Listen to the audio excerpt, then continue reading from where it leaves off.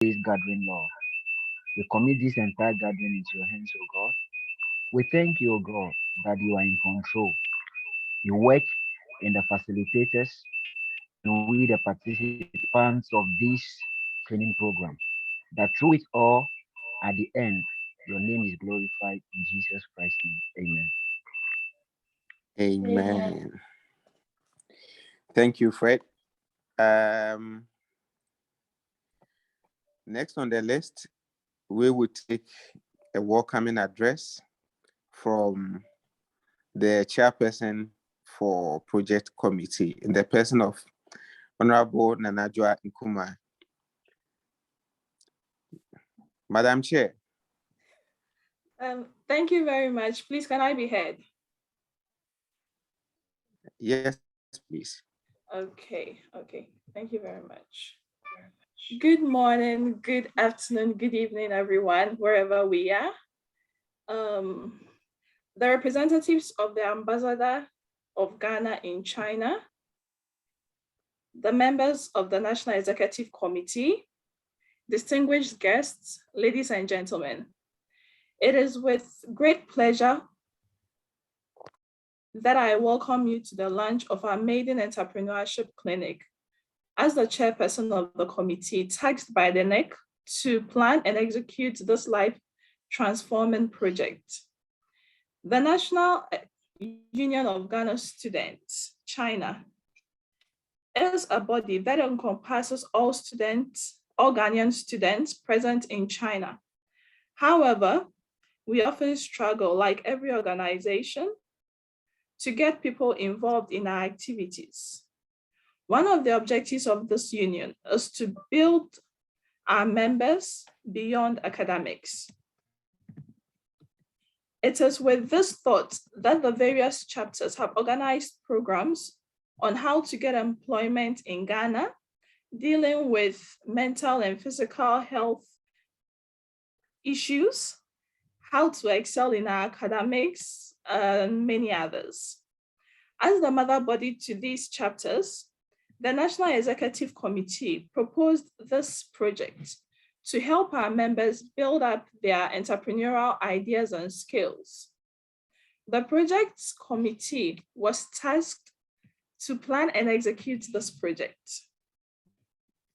You will all agree with me that entrepreneurship has become a necessity in recent times. It plays an important role in developing our interpersonal and managerial skills, encourages innovation, and boosts economic growth. Therefore, the NUGS-CHINA Entrepreneurship Clinic is a platform designed to encourage members to develop projects and implementation strategies. These projects are expected to solve critical issues facing Ghana and Africa as a whole. This is why we chose the Sustainable Development Goals, SDGs, to be the thematic areas, as it covers a wide range of issues in Ghana and many other African countries. The project is expected to create exposure and awareness to the SDGs, help participants translate their ideas to reality, improve their entrepreneurial skills too. There will be coaches to assist and mentors, and sponsorship opportunities available for the participants. As a bonus, we hope to project NUGS-CHINA to the diaspora. I am therefore grateful that you took time off your busy schedule to be here. The project committee would like to acknowledge the presence of the following people. We would like to acknowledge Mr. John Boache, Minister and Head of the Chancery, Mr. Francis Opoku, Minister Consular in charge of multilateral and diaspora education. We would like to also acknowledge the presence of Mr. Thompson Anu, the NEC Vice President, Mr. Solomon Yao Say, Salomadade, the General Secretary, Mr. Gabriel Treme, the FC, Mr. Kwame Fujo, the organizer, and Ms. Millicent Ajiku, our Women's Commissioner. We would also like to acknowledge the presence of Dr. Lanyo, our elder statesman, Mr. Bismarck Tay, and Mr. Alabi, the facilitators for today's program. Chapter executives, former NEC members, and elder statesmen of NUGS-CHINA, we duly acknowledge your presence. Finally, to our mentors, coaches, and participants who are here today, we would warmly welcome you. I hope you continue to take keen interest in this program and the project as a whole. Thank you for your presence, and thank you for making this project a success. Have a wonderful evening and enjoy the rest of the program.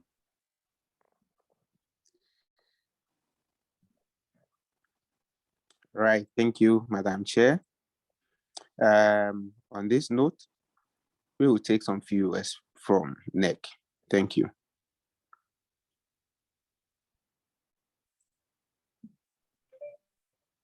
Honorable Sello.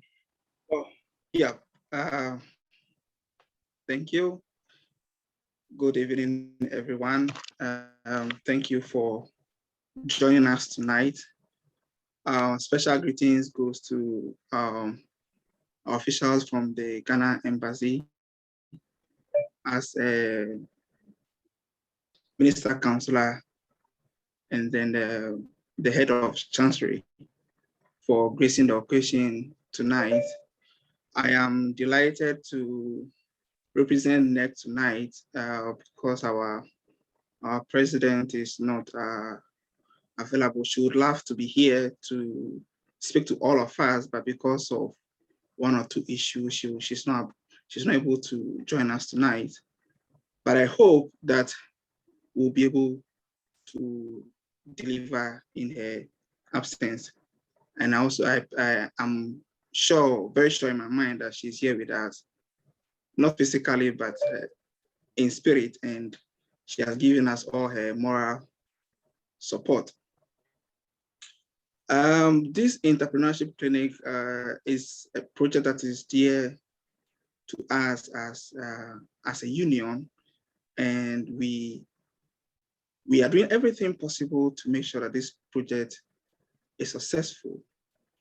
It is our hope that the participants, the mentors, the coaches, the sponsors and every stakeholder would work together to make sure that this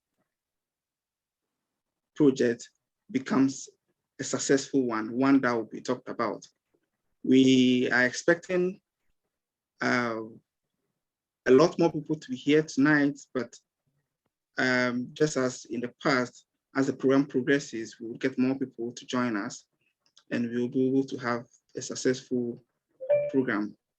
I would also like to thank the project committee, Nanajwa and her team, for putting together this wonderful project.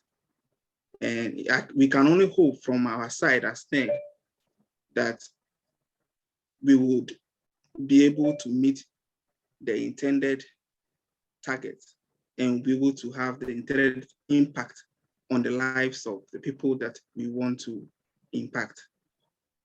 To end my speech, I would like to wish you all the best as we continue the program. Wish you all the best. And then I hope that this launch ends successfully. Thank you. All right, thank you, Mr. Selom.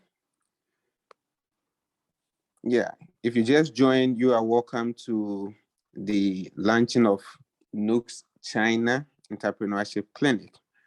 So we would also take some few words from the rep from the consulate as well.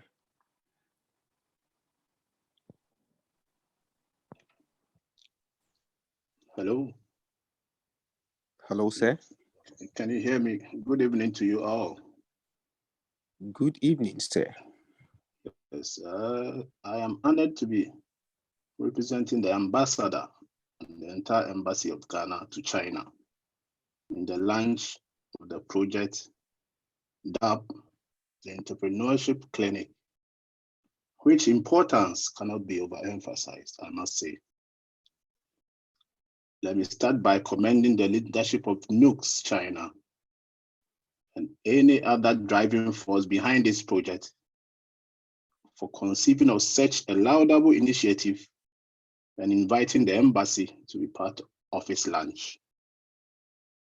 The embassy is particularly happy to be associated with an initiative like this, which, to all intents and purposes, is designed to put into relevant use the set skills, knowledge, and experience of our cherished Ghanaian students for self-development and the overall development of our motherland. An entrepreneurial culture, I should say, is the foundation to any thriving economy. Over the years, it is evident how essential entrepreneurship is in creating employment value and innovation while delivering products, projects, and services developed from sustainable development goals that are of benefit to the developmental agenda of Ghana, Africa, and the world in general. The timing of this initiative, it is evident, is more than appropriate, considering how our country is making all the frantic efforts to satisfy the employment needs of its graduates, which on a yearly basis increase in numbers. The project, I believe, will not only contribute to the alleviation of government in the burden of providing jobs to its teeming graduates, but I think it is also going to add up and complement the inadequate research basis needed in improving the quality of our products and ensuring efficiency and effectiveness of service delivery, thereby contributing to the betterment and the improvement of the livelihoods of Ghanaians. The embassy therefore stands ready to lending its unflinching support and contribution in a way possible to making this project a success. Our doors are widely open for any discussions and negotiations aimed at making this all-encompassing and very important project a success. Thank you so much. Thank you. Thank you so much, sir. And that was a wonderful message. Right. So, looking at the nature of this project, we all have expectations. So, expectations by the consulate, expectations by NEC, and then expectations also by the project committee, because we've actually gone through a lot to get to this stage. So on this note, we'll call on Mr. Thompson Anu to outline few of the expectations by the committee. Thank you. Thank you very much. And once again, I'll say thank you to everybody that is here. As the name goes, I'm Thompson. And I think, like my colleague said, we've gone very far to come to this stage. And we thank God for how far He has brought us. We as a committee, it is our expectation that all the project team or the participants that are coming on board would first of all be able to convert or translate that entrepreneurship ideas that they have into reality in the form of prototype that will be good for the market. And if I say the market, wherever in Ghana or in Africa. And to do that, they are looking at the SDGs. Aside that, we are expecting that these participants will not just end here, but they would work together with each other and also get that continuous mentoring and coaching, which is very necessary for our motherland Ghana, because one of the loopholes in our economy back home is the bridge, or the loophole between the education and that of the corporate world. So the point here is we expect that this entrepreneurship idea bridge this loophole, that is the distance between the educational world and that of the corporate world. However, we as union, we expect that at the end, our participants will not just receive only certificates and staff. So moving forward, even though they would get certificates and customized goods and stuff, all the funds that the sponsors are bringing on board, we intend to have some percentage for these, our participants as a seed fund, and that of registration of business if they need be, and also to get investment from sponsors and investors, which by the grace of God, we've gotten quite a few people to be on board. Like I mentioned earlier, we'll be having a consistent mentorship and that of coaching to all participants. So in a nutshell, we the committee are expecting all this from our participants. There are a lot of stages that we are going to go through: the definition stage, the idea stage, where they will add value to their definition of their project, and the last thing is the prototype, where people can see the exact thing that they spoke of. Thank you very much, Mr. Chair. Right. So that is our expectations. On this note, we will call on the first speaker.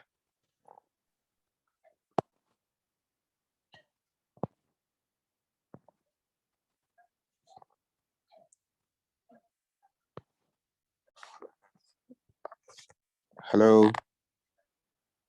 Sorry, am I going on? Yes, please, to start, the first speaker here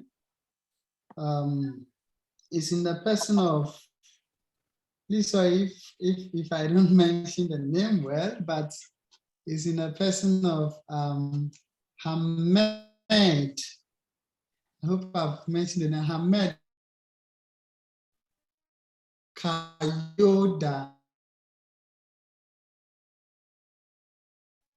Hamed Alabi entrepreneur, author and SDG champion, and also an education and youth activist. He is based in the UK. So tonight he's going to brief us, or he's going to let us know about the sector that we have chosen, that our participants look at, that is the SDGs. So guys, we have in our midst Ahmed Alabi. Thank you very much.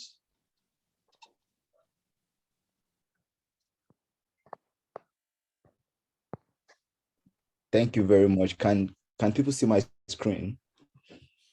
Yeah, so I'll be taking us through the Sustainable Development Goals, and thanks to Thompson for inviting me to share.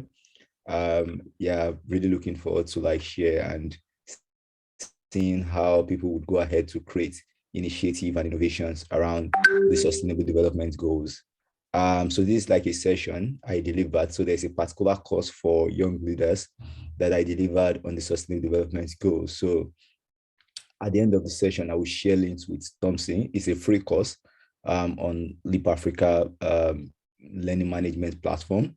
so you can go ahead to like learn more about the SDGs, because I know I was given 30 minutes, and I know that we can't talk about the SDGs in 30 minutes. Like, it's not just possible, because I mean, we call it an ambitious goals, because it has like 17 goals, about 169 targets, and about 231 indicators. But yeah, so we would really be looking at this deeply, and feel free to like ask questions as well at the end of the session. So yeah, in this presentation, we won't be able to cover everything that is here, but what we'll be looking at basically, we'll be looking at what the Sustainable Development Goals, what they are. We won't be able to touch on historical pathways to the SDGs, but we'll look at maybe one or two goals, and we'll look at what is our role, and we'll look at our roles and examples of the SDGs as well. Like, what are the examples of youth-led organization and case study, for around the SDGs.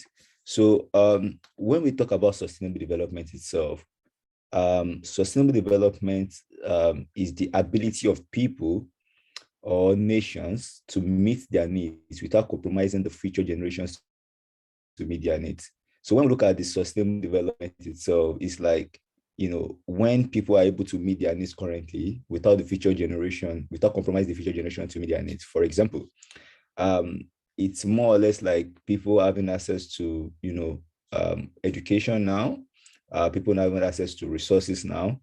How are we managing our current resources in such a way that the people that are coming behind us will still be able to access those kind of resources? So the question we need to ask ourselves, like, for example, is Ghana sustainable, right? Is Nigeria sustainable? Or is, some other, African countries, are they sustainable, or some other part of the world as well, even China? So in the next 50 years, or in the next 100 years, our unborn children, will they be able to still live, in that world? Will they still be able to have resources, right? It's just like people building lots of houses, right? The lands encroachment and everything happening. What will happen in the future, right? Where would our unborn children live in?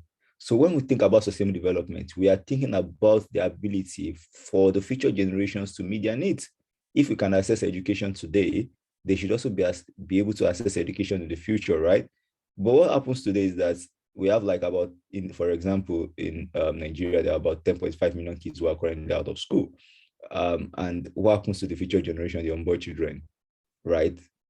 If we have 10.5 currently out of school. So that's why these goals are created, is to help solve those challenges, to help solve those problems. It's just the same as when when people throw maybe sachet of water into the river, it will stay there for like many years, and these fishes would swallow it. And the truth is that it can stay within those fishes. The decomposed material can stay in those water, right, for like 400 years or more. And what happens when our unborn children have these fishes as well, or have this, they would be affected. So sometimes your own decision would affect somebody else's life. So sustainable development is the ability of people, nations to meet their needs without compromising the future generations to meet their needs. And in order to create that pathway, the SDGs was created. There should be a goal, there should be an agenda, that enable the future generations, most especially young people, because the people who will live in the future are young people, and then our children as well will be the ones who live in the future. So there's a need for an agenda to shape that future, right? And that's what came about the Sustainable Development Goals. The Sustainable Development Goals are made up of 17 goals to reduce poverty and inequalities by the end of 2030. It is sometimes called the global goals. It's sometimes called the Agenda 2030. They are often referred to as big and ambitious goals, because when you deeply look at the SDGs, right, it's very, very, like, it's a little bit complex. I mean, I've read like all the goals, went through the targets. I could recall the first thing I did when I was trying to learn about the SDGs was to commit all the goals into memory, research into the goals, read books, articles about the goals, even before I studied development, as a course. For my master's, right? I was studying, deepening my knowledge about the SDGs, engaging in debates, engaging in conferences, seminars, summits, just to, get myself acquainted to the SDGs, understand the debates, understand why do we even have these goals in the first place, right? So by the end of 2030, they said poverty should have been reduced and inequalities. And your head of states and my head of states were there to sign this declaration, right? They were there to sign these goals. About 193 members of the countries, states, all our head of states, they signed, they pledged to the SDGs, right? So and it's so it's all agreed upon by different nations. So I won't touch about this history, because the history, if I like, we can spend 30 minutes, 1 hour, just talking about the evolution or how the SDGs be, or why do we even have the SDGs in the first place. But the precedents of the SDGs were driven by development agendas that have been made in the past. For example, the Structural Adjustment Program. And when you look at the Structural Adjustment Program in the 1980s, it was because many underdeveloped or developing nations, majorly African nations and some other nations, were doing poorly. And then the World Bank and IMF came up with policies, right, to restore the economy, to reduce poverty, to reduce the challenges that many of these nations were going through, right? But to do that, they also have to adjust their policies as well. Like for the IMF and the World Bank to actually give money to some of these nations, the nations have to follow some certain things. And then that was what led to the devaluation of currency, right? Devalue the currency in such a way that importation of goods can, it could be really, cheaper, because people were actually exporting, at a very, very high rate. So again, those were the things that happened. The currencies were devalued. There was trade liberalization, open markets. Many countries opened their borders. They felt like if there's trade liberalization, that is free trade, there would be, more countries would be able to like come into another countries to, there would be easier exchange of goods and services, and it will also help countries to develop as well when there is like equal kind of relationship. But again, it shows I don't want to talk about the hegemony or the asymmetrical relationship that was created as a result of this policy, and how, when countries borrowed money without, pursuing the development agenda, many of these countries became even more, many actually didn't do well. I think Ghana was one of the countries that did well. I'm not sure, but there were metrics and countries, at that point, so at that particular time, who actually did well as a result of the Structural Adjustment Program. Again, in the 1990s, there were policies, education for all. If we could remember, we would see all of these policies, ed for all, by the year 2020. They were really, to drive education. Many children were out of school during this period, of poverty and all. And in 2000s, there were Millennium Development Goals, which means that there's a need for rich countries, to support the poorer ones, because they noticed that some people have more than others. So it was like we need, there was also an opportunity to cancel debts, that is being owned by poorer countries as well.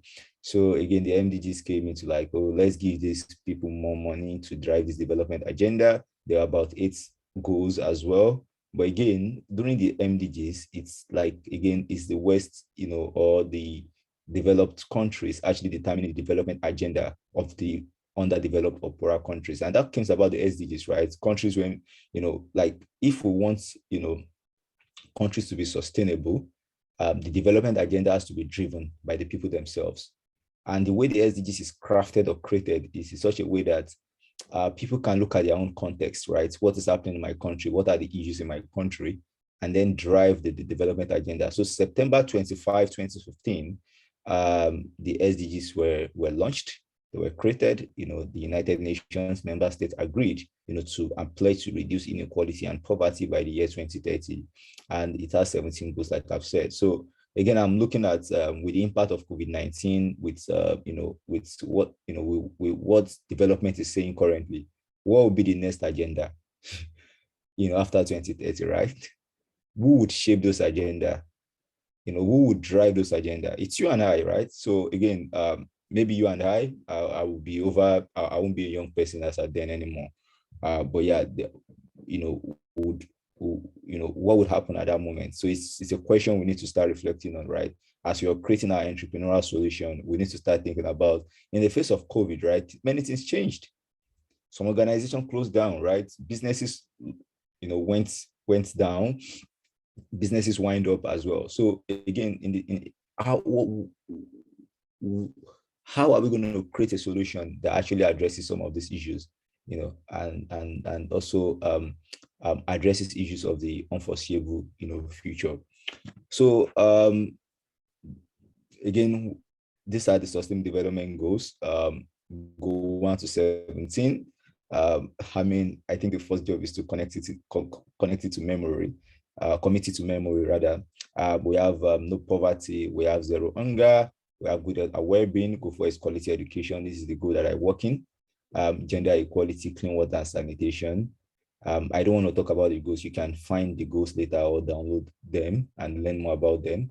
And there's also what we call partnership for the goals. So again, as you're thinking about your solution, right? Because businesses, most times people think about entrepreneurship, right? But many people don't look at that. Why do we have businesses in the first place?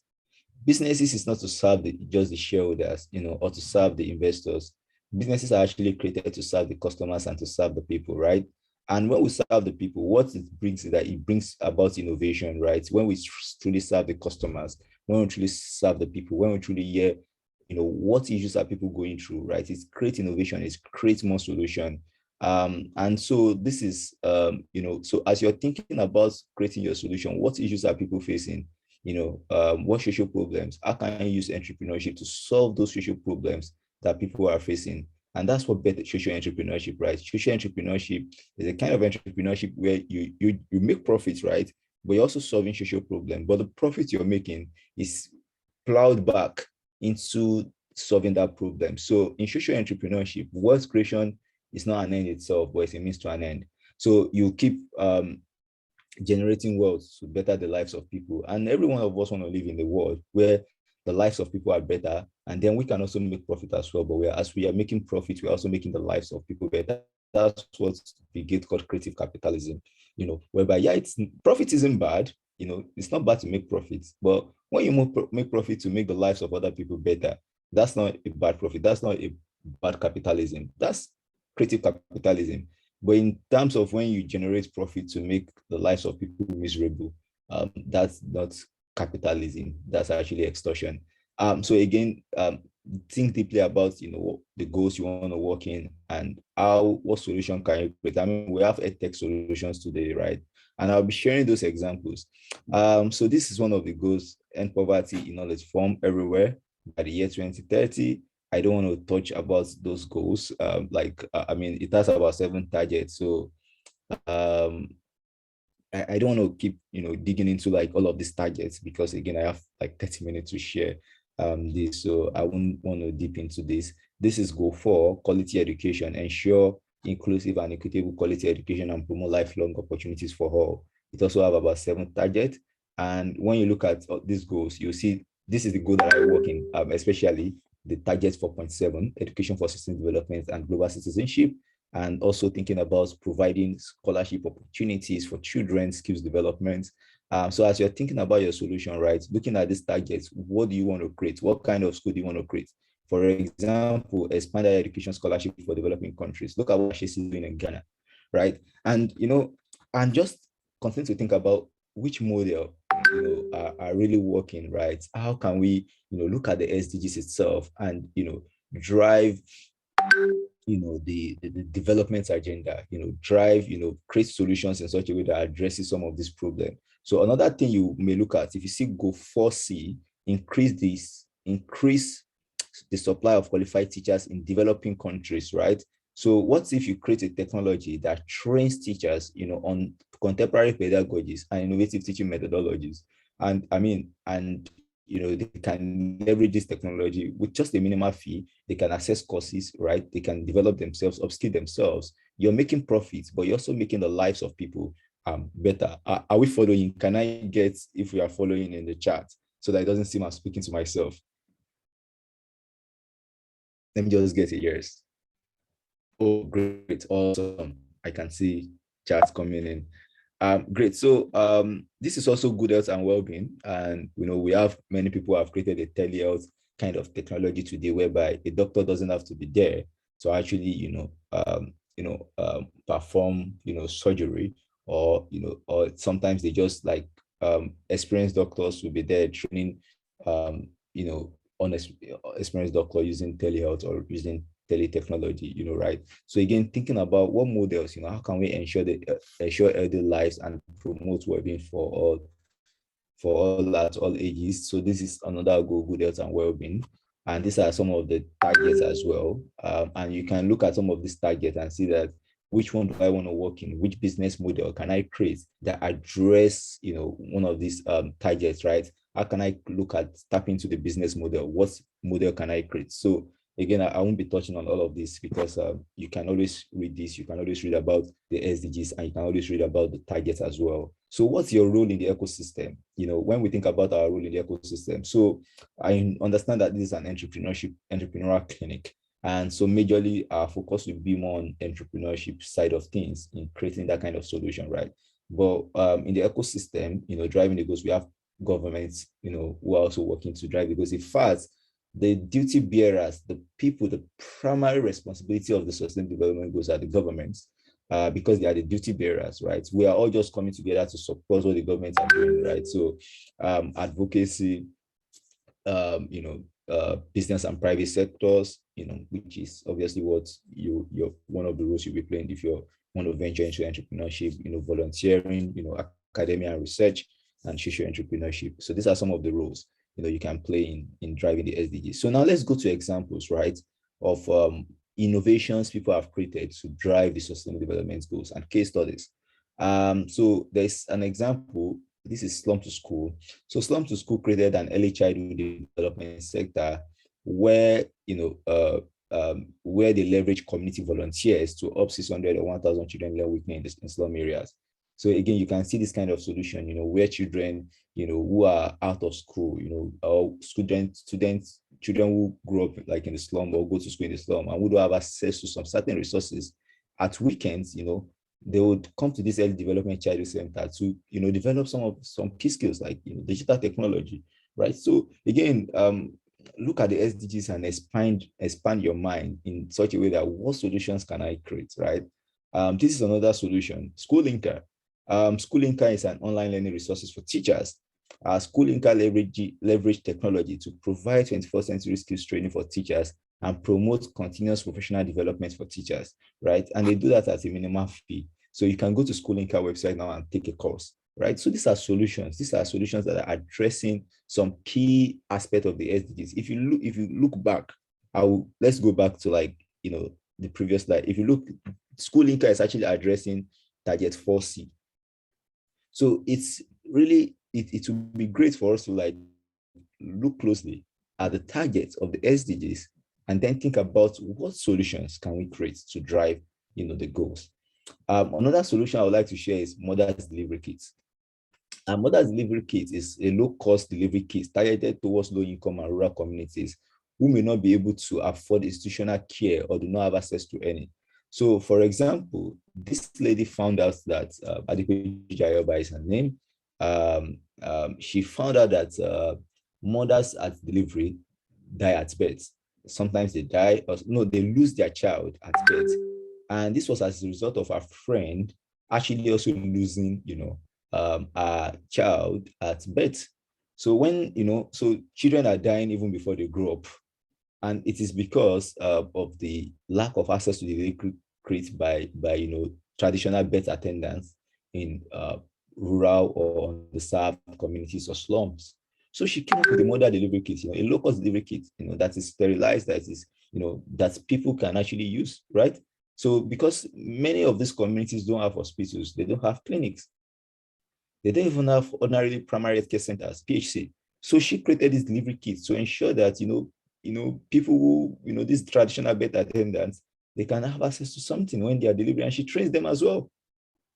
And this is the kind of solution or innovation we are thinking of. I mean, this innovation has won several awards and grants, really several awards and grants. So sometimes when you're thinking about your solution, how does your solution solve a social problem as an entrepreneur? So other examples that we should know, I mean, it's no longer a cliche, or it's no longer, not even a cliche, right? Rather, it's no longer a like a news that we, M-Pesa is actually revolutionizing how we are transferring and receiving money in Africa, most especially Kenya. It's well known in the Eastern Africa and Kenya, and you could see how M-Pesa is actually empowering young people to be agents, and how people in rural communities can receive money from their friends or families in the cities, and people don't have to save their money under their pillow anymore. And that's what M-Pesa did, leveraging digital or mobile technology to allow people to save and to allow people to pay for services. So these are some of the innovation we can think about or think of. Same thing with PiggyVest. PiggyVest allows people to save, allow people to lock their money for future use. And when you lock your money in PiggyVest, you get an interest upfront. The number of years you lock the money, the higher the interest you get. And PiggyVest also allows you to also transfer money without charges or without fees. And PQS is actually, I think they are owned by Flutterwave. And if you know what happened recently with Flutterwave, how the valuation is high, and they are like one of the largest fintech on the continent, or in Nigeria as well. So again, thinking about the solution, right? Fintech, how can we, people can use PiggyVest to save money for their businesses, right? Driving economic growth, so you're thinking about reducing poverty in a way because it encourages people to save. Same thing M-Pesa is doing, right? So how can we create all of this solution? How can we leverage technology to actually create solutions that solve social problems in our communities? And I would have loved to go on, but this is me in 2015 or in 2016 during my national youth service. And I was, training some of these kids in the rural community. I was using play to teach them, to teach them some key life critical skills. Again, education for system development, education outside the classroom. And I would have loved to tell my story and speak about how we can weave, the SDGs into our story into the SDGs, right? I would have gone ahead to also share more stuff, but you would remember all of these goals as well. 17 goals. Look into them, and see how you can create, entrepreneurial solution that are driving the development agenda, and you're also contributing to to the SDGs. So there's a quote I would like to share, and I shared this when I delivered the SDG Impact speech in Ghana. That was in 2018, the African Youth SDG Summit. I think it's a summit you should also attend if you have the opportunity. It has been running in Ghana for the past 3 years, but this year is going to be happening in Ethiopia. And, one of the things that, in my impact speech that I delivered at the SDG Summit in 2018, one of the things that I said is you can never be too passionate and ambitious for the SDGs. We need people who are too passionate and ambitious to drive the goals, because the goals are ambitious and require craziness, not in the crazy sense, or reasonable, abnormal young people who drive the goals. People who go ahead who go above the norm. People who defy the herd and went ahead to create all of these solutions we are seeing. They are crazy. Because ordinarily people would not just wake up and say that I want to create the solutions that solve, maternal mortality, in a rural community or in a slum, and create an entrepreneur or a business model for that kind of issue or for that kind of problem. So it requires people who are unreasonable and abnormal, who would drive the goals, or reasonable in a good sense or in a good way. So yeah, so I mean that's the end of my presentation, and I would like to say a story, and it's a story of how we can all work together towards driving that goal, towards driving the development agenda, and how the development agenda actually requires partnership, for the goals. And there was an anthropologist came to a particular village in Africa. And when the anthropologist came to that particular village, he asked some of the children, right? He asked some of the children. So he went 100 meters away. He held a basket of sweets, put sweets inside the basket, and asked the children to race together and pick up the sweets, right? So when he asked them to pick up the sweets, to race to the other meters to pick up the sweet, that the first person who get there takes all the basket, takes all the sweets. So he said, on your mark, set, go. Do you know what the children did? They held each other's hands and they ran together, and they got to that to the basket. They picked up the sweets and they shared it equally amongst each other. And then the anthropologist asked, why did you do that? They said, why would other people be happy? Why we are sad? I am because we are. When we are thinking about driving the development agenda, we need to collaborate and work together. We need to think about how we need to think how we see others in ourselves, right? And how we use that, we empathize, you empathy, stand in other people's shoes to actually create solutions, create entrepreneurial solutions, work together and drive the sustainable development goals. Thank you very much for listening, and it's nice sharing with everybody.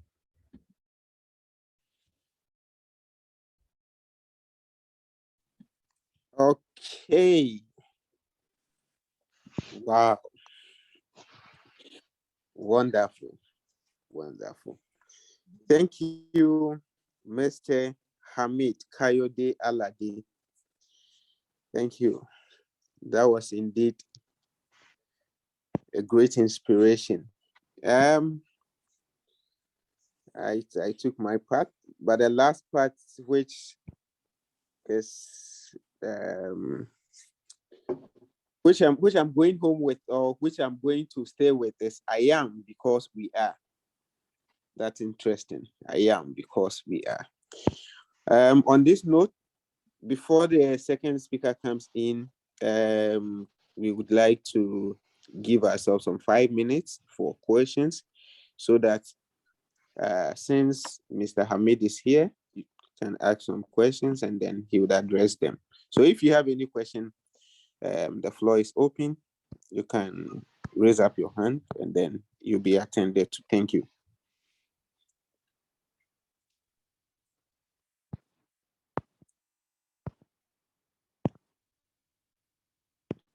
Can I be heard?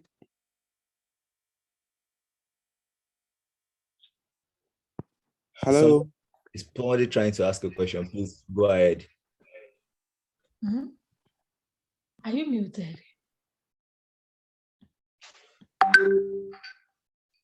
Okay, great. Eben, please go ahead. Yeah, please go ahead. Yeah, Eben, please go ahead. Oh, okay. Good evening.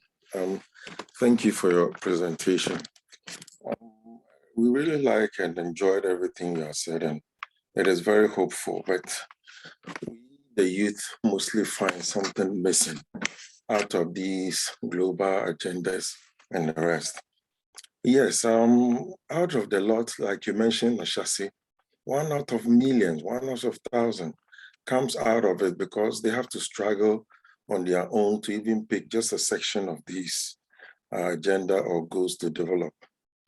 And you said our country president signed a signatory to these agendas. What are you doing to these presidents to make facilities and infrastructure possible for many, not just 1 or 2, for many of these youths to find this infrastructure as a stepping stone to be able to reach out to the world? Because here in China, I always say, I have seen, not just heard, the government hasn't even considered the global world. Local governments are able to set goals for themselves, and then they are able to provide foundation or the kinds of small incentives.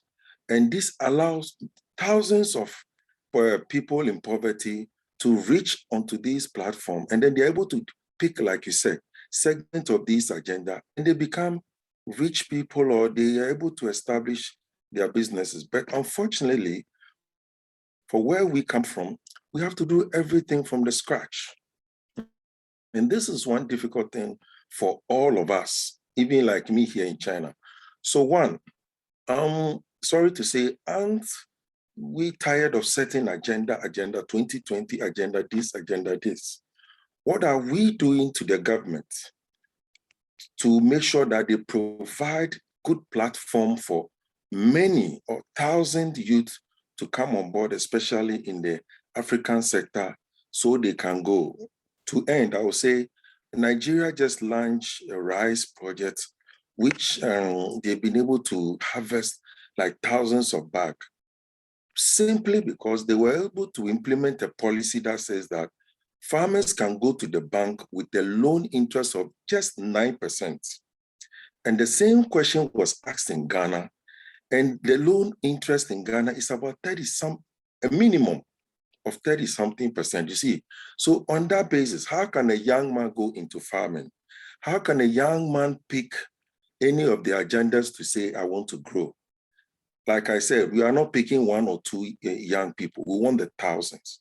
So if you answer my question, what are you doing to the government who signed their signatures to this, to make sure that they are providing foundation for the youth to come? Because we don't have much, but we want to do. And the little we have to, there is no security that when we fall, there will be a springboard that will fall on to bounce us back. Thank you very much. Yeah, thank you, Ruben, for like asking this question. And I would say that it's really like a deep question itself, and a reflective question itself. And it also shows the role of advocacy in actually driving the development agenda. And what do I mean by advocacy? It's actually holding the government accountable for like those deliverables, or for like, what they've signed up for, right? So for example, in 2018, I work as an SDGU champion, and part of my role was actually going into communities to collect data to monitor the SDGs, right? Because, governments would come ahead to the United Nations every year. Our governments, they do that through the voluntary national review. And they say that, oh, we've done so and so in the country, we've done so and so, we've empowered, so millions of people, we've provided jobs for so million of people, right? So they do that, but is it true? Is it really happening? So we went into like those communities to actually collect data. And the truth is, the communities are actually facing a lot of challenges. There are people who say they've never received the government cash transfer. Some people even say they don't even know their local government. Like they don't even know who is their local government chairman. They've not seen their local government chairman. Talk less of like, knowing who represents, the local government itself. So when we saw all of those, resources, we were able to like advocate, but there's little you can do without the political will to actually drive some of this agenda and drive some of these goals. And this goes back to like responsible leadership. Because at the center of these goals is what responsible leadership is, that political will, people saying that, yes, we actually really want to like support people. We really want to create an ecosystem where people can create solutions and create change. And when governments start thinking that way, not thinking about their own pockets, right, we would advance the goals, because at the center of some of this agenda is actually deeply rooted in corruption. And I don't want to talk about the politics or politicization of development itself as well. So again, there's a need for us to now look back to hold this government accountable on these deliverables, to speak up, to create mechanism, that holds these people accountable on the deliverables. Like you mentioned, right?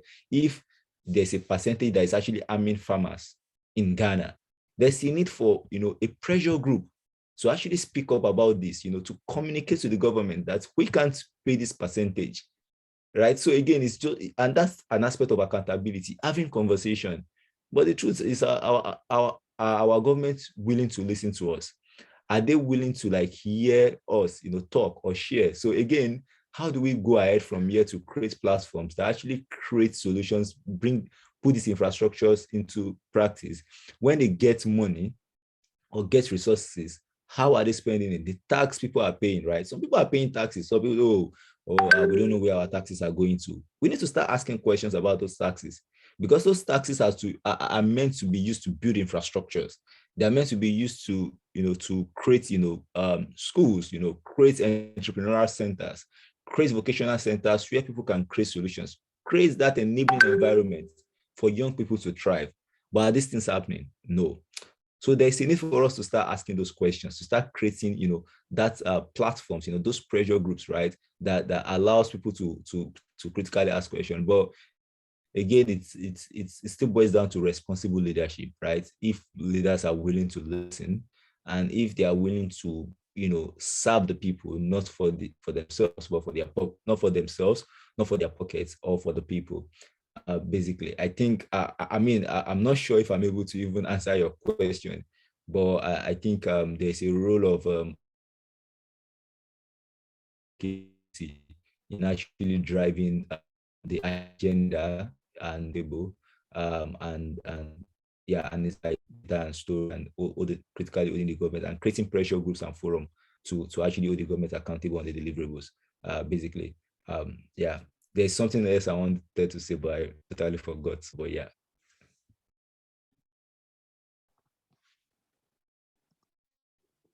Okay. All right. Is there any other question? Okay. If in the absence of no question, Mr. Hamid, we would like to say thank you for, okay, Honorable Thompson. Okay. All right. So, Mr. Hamid, is it Hamid? I think I'm not always concerned with like how it is being pronounced. So Ahmed. Okay. Yeah. All right. Ahmed. Then I'll go with the last name, Alabi. Yeah. Sure. Okay. So great. We thank you so much for your time, and then your presence also, for the knowledge you've shared with us this evening. On this note, we would like to present this noble citation to you from NUGS-CHINA. So the National Union of Ghana Students, China, sincerely thank you for availing yourself to educate the entire membership of the union during the launch of Entrepreneurship Clinic on Insights of Sustainable Development Goals, held on 19 February 2022. The event would not have been a success without your support. We deeply appreciate the in-depth knowledge you shared and the willingness to exhibit in making our program a success. Thank you from all of us. We really appreciate your time, sir. Yeah, thank you. Thank you for the opportunity to share. Thank you so much. I appreciate it. Thank you very, very much. Sure. So on this note, we would invite our second speaker.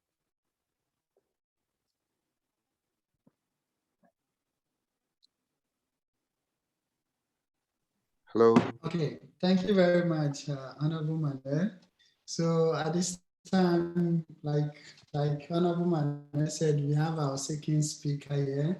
Our second speaker is the name of Bismarck, who is a leadership and life coach. Is he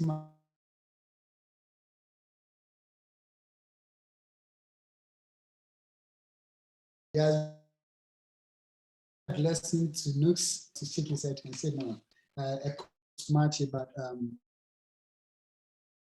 environment in our country, doing a business. He has decided not to work for the government, but do his own business by impacting life. So tonight we have him here to impact our life as well, as he has been doing on Bismarck.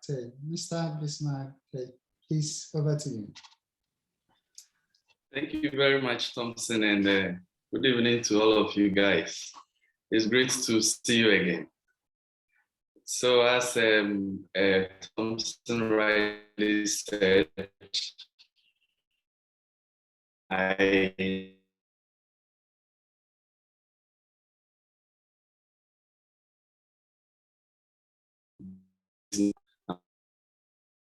involved in, during the launch of entrepreneurship.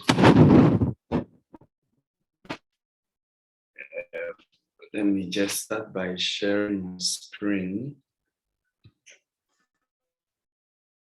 A moment, please.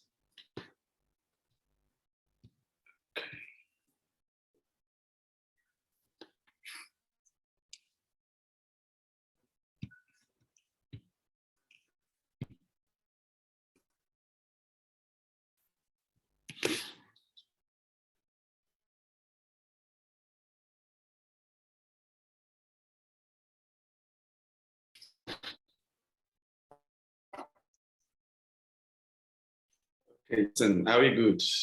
Yes, I can see your screen. Okay. Right. So, to begin with, what is entrepreneurship? I trust that's not a question so strange to all of you. Entrepreneurship basically is about recognizing a problem, bringing a solution, and that solution, you organize the solution in a business setting to impact the lives of the people your solution will help, whilst impacting your own life in terms of the money financial reward that comes to you for business. Now, there are social enterprises where the solution there, but the reward isn't about money from that impact that is made from the problem, the solution that is preferred. So entrepreneurship really, as you all might know, is taking initiative, starting a business, but where does the business start from? It starts from having a problem. So let's briefly look at the journey of entrepreneurship. For a journey of entrepreneurship, it always begins with identifying the problem. So for those participating in the clinic, every business is a problem solved. Every great business is a great solution of a problem. Every business is a problem solved, and every great business is a great solution to a problem. Now, in our African environment, and in every environment, the bigger a problem, the bigger, of course, the solution should be.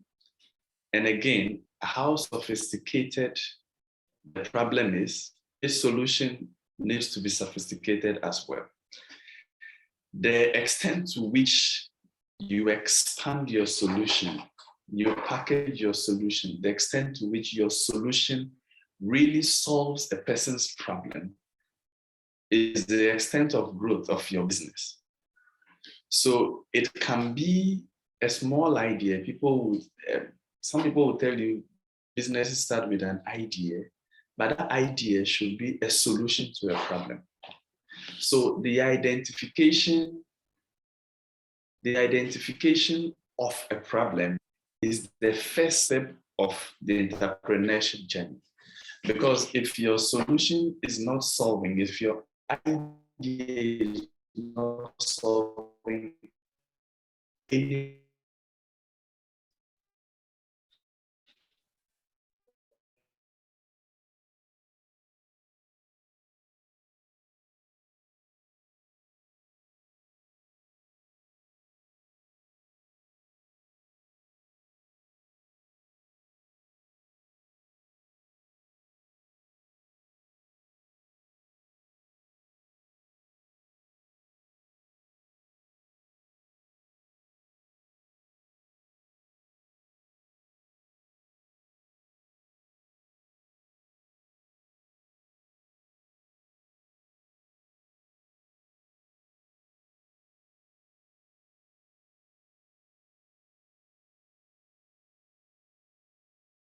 there was Zoom. But then the problem wasn't so pressing. We could do in-person programs, meetings without Zoom. But within COVID, when there was the height of COVID, when there was absolutely no way you could go to have physical meetings, there was absolutely no way you could be what you used to be in organizing meetings. Zoom became a very good solution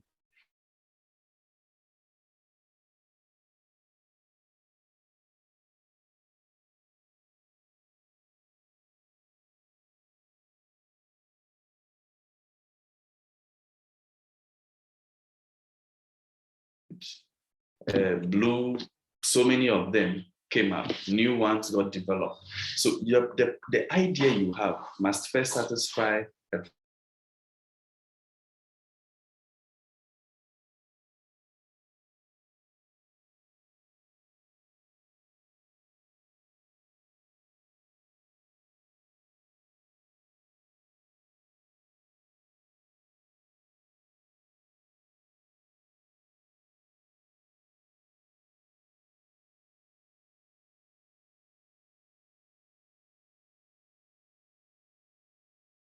product.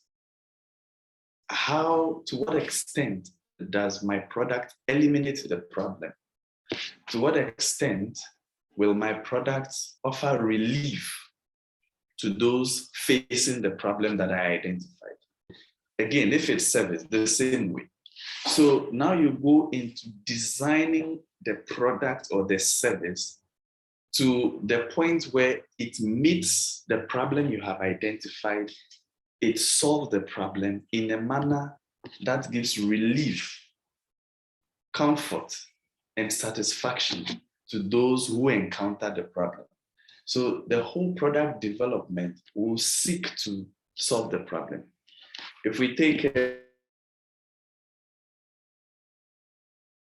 Apple, for instance, a new iPhone, adding on, because the world keeps growing, things keep changing, human behavior keeps changing, the product and services, the product you develop, the service, your first product after a year shouldn't be the same, because human behavior changes, same as human taste.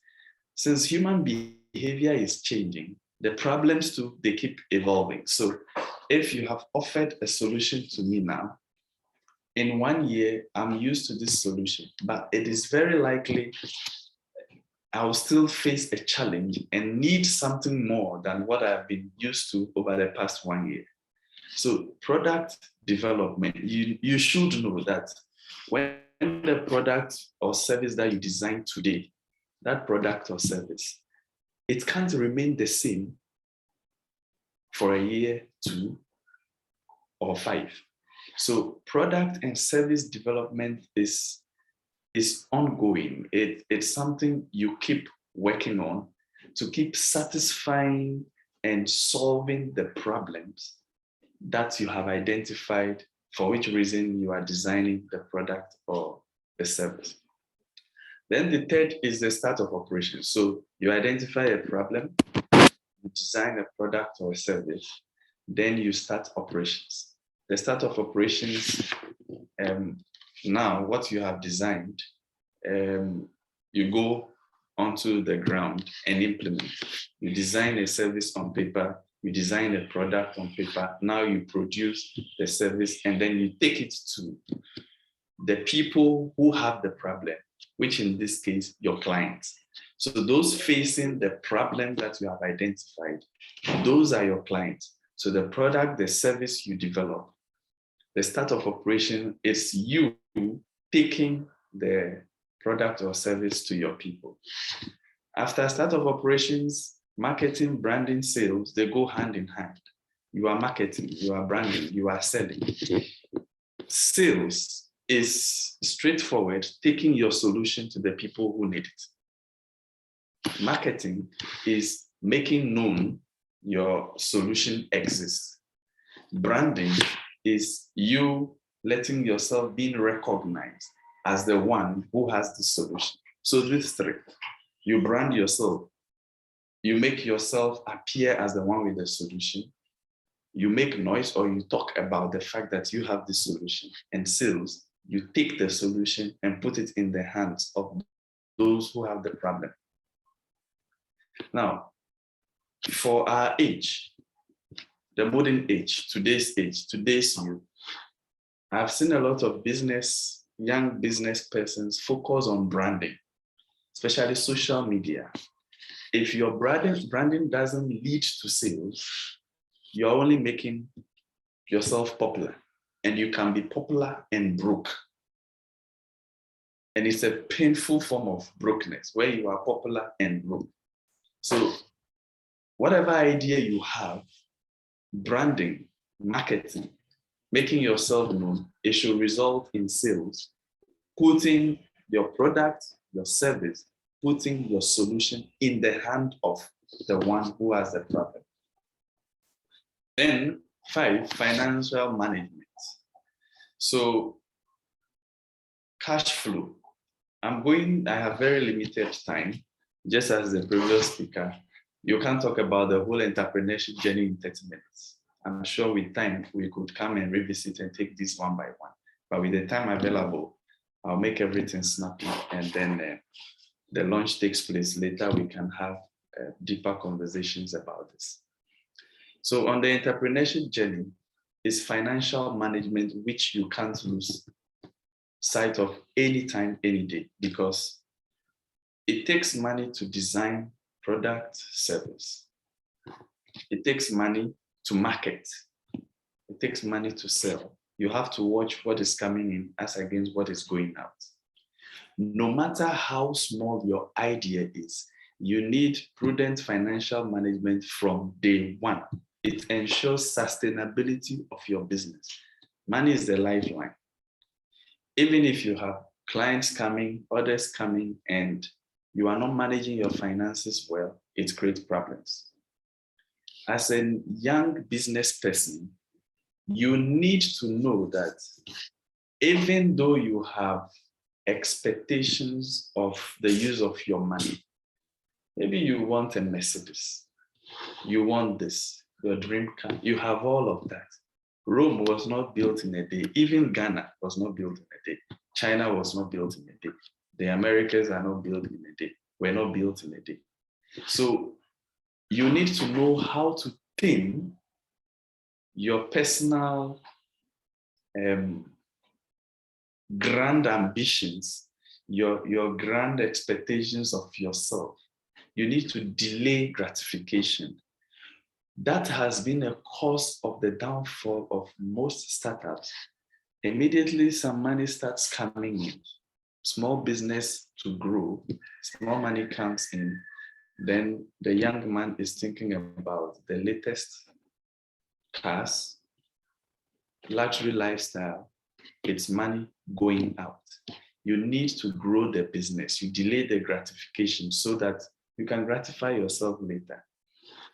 Basic finance management, watching your inflows and your outflows, keeping a book of records, the book, whether digital book or physical book. If you have a challenge here, you seek the help of somebody, you can partner. Most of although I have some accounting background, most of my business initiatives, I partner with people who are experts in the finance game. So they come in, watching the financials, taking record and all of that. It helps me to also pay attention to my part of the problem that I solve. So financial management is key in the entrepreneurship journey. Then leadership. Self-leadership and then people leadership.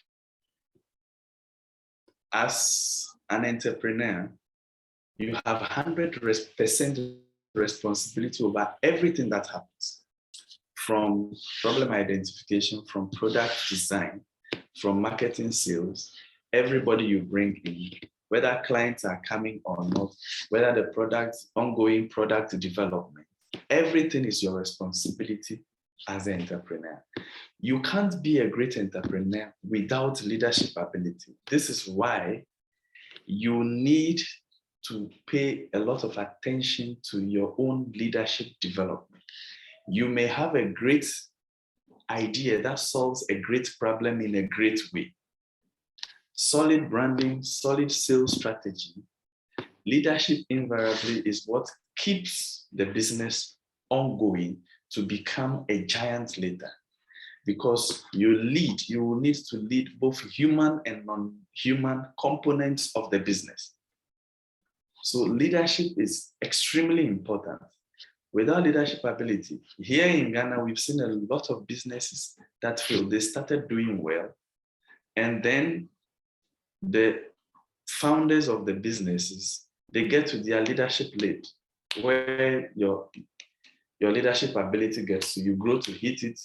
Without growth in leadership ability, you get stuck and the businesses begin to fall, because when people look up to leadership and leadership is not being provided, they begin to do things their own way. You know the story of what is happening on our continent, that the greatest challenge in Africa is leadership. It's not only happening in the political circles. The small business environment, the same is happening. Now, aside all this, the technical aspect of business development, identifying the problem, product development, and all of that, I don't want to bore you. I don't want to bore you with all of that. One most significant thing in the life of an entrepreneur is mindset, which is what I want to draw your attention to today, whilst we are at the launch of this program. Entrepreneurship is a product of the mind.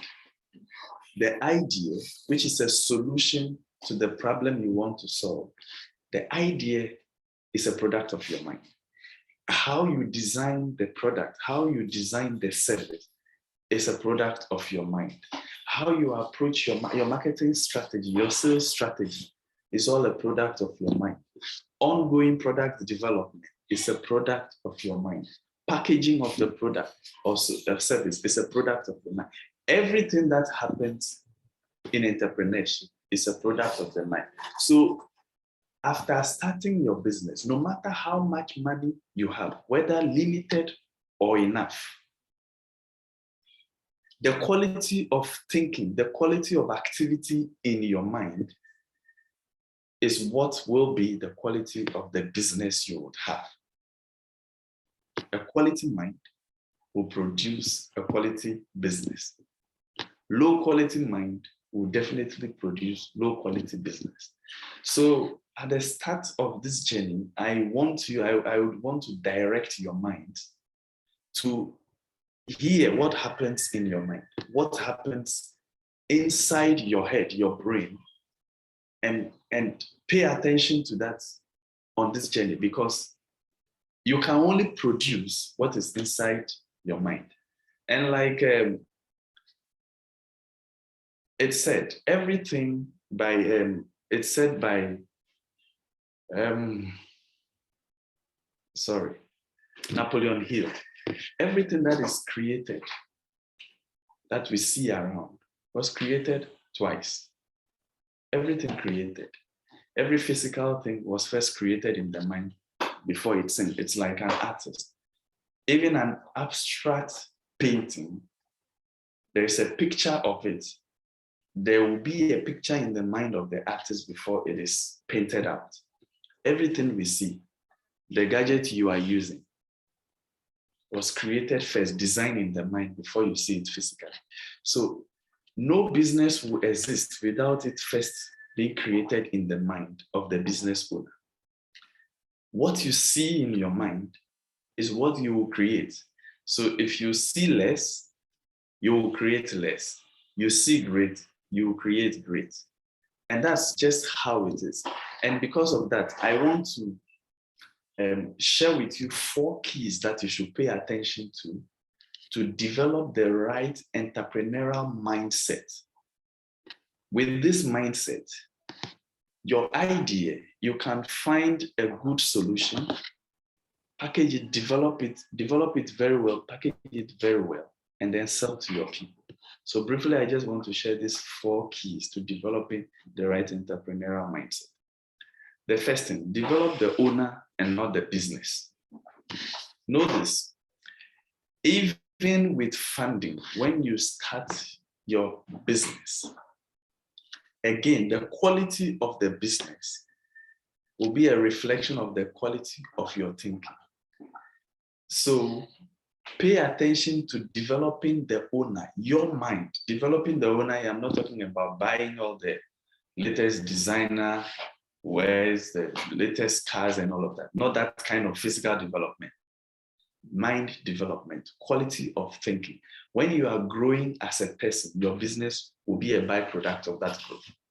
And like Jim Rohn said, if you work hard on your job, you can make a living. But if you work hard on yourself, you can make a fortune. If you work hard on your business, you can make a living. But if you work hard on yourself, you can make a fortune out of your business. It's about every day trying to expand the frontiers of your thinking, your imagination. It's about deliberately putting yourself in environments that expand your thinking, that gives you different perspectives, that helps you to think better, to analyze better, to imagine more, and ultimately being more creative every day. That will be the only way you can create more and develop more in your business. So if you focus on, I want to develop my business, So you go into business books, this, what do I? You are the limitation to your business. The first limitation to your business, your entrepreneurship venture, the first limitation is you. So you can have the best business book offering practical steps to starting and maintaining a business, but it is you who will do the implementation, because the writer wrote. You have to fit the knowledge in that book, lift it from the book, the pages, into your creative system in solving the problem you have identified, which you want to solve. So work hard on having a quality mind. Work hard on having an imaginative, a very creative mind. Work hard on having a mindset and an attitude that wants to be better every day than the previous day. A mindset and attitude that wants to see growth in everything, to see quality, to see high standard. If you are a high standard person, you will produce a high standard business. If you are a low standard person, you will produce a low standard business. And the low standard person to business, high standard person to business is in the mind. If you are a high standard person in your mind, you would translate that into a high standard business. So it's important to focus on your self-development, because no business can outgrow its owner, its leader. No business. The business can only grow as much as you. So businesses where you see the board comes in, takes out the founder or the CEO, usually when you study those stories, usually you realize that the business has outgrown the leader. The leader has gotten to a point where he or she isn't growing. So the board will come in now and say, okay, this business has outgrown you, and you are not following the growth. So what happens? We'll have to get somebody else, or the board takes over. So develop the owner, not the business. Then 2, influence at cause, not effect. Warren Buffett says the chains of habit are too light to be felt until they are too heavy to be broken. Everything in this world is cause and effect.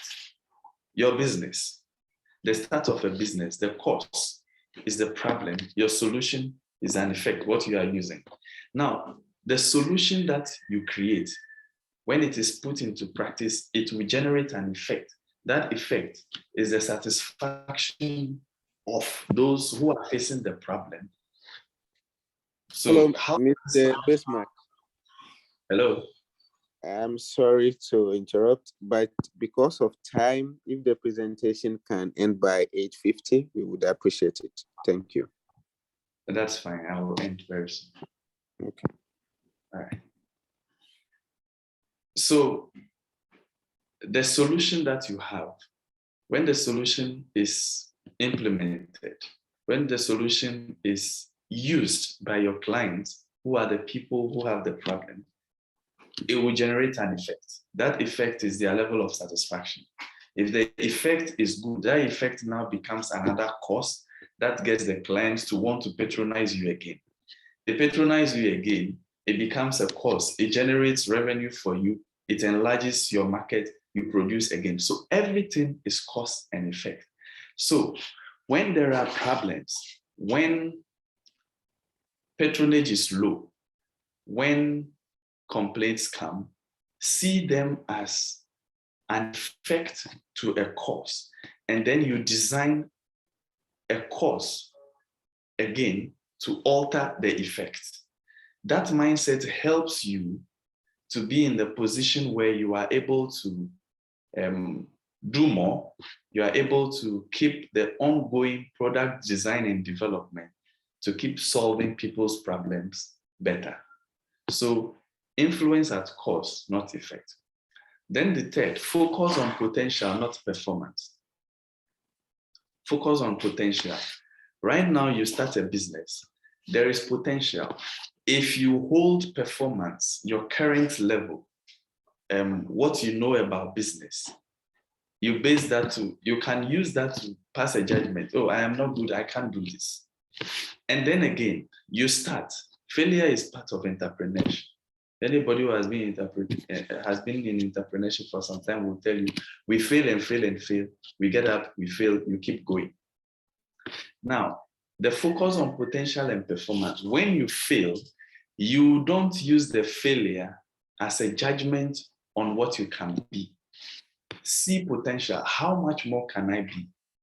This solution, this product, this idea, how much more can it be?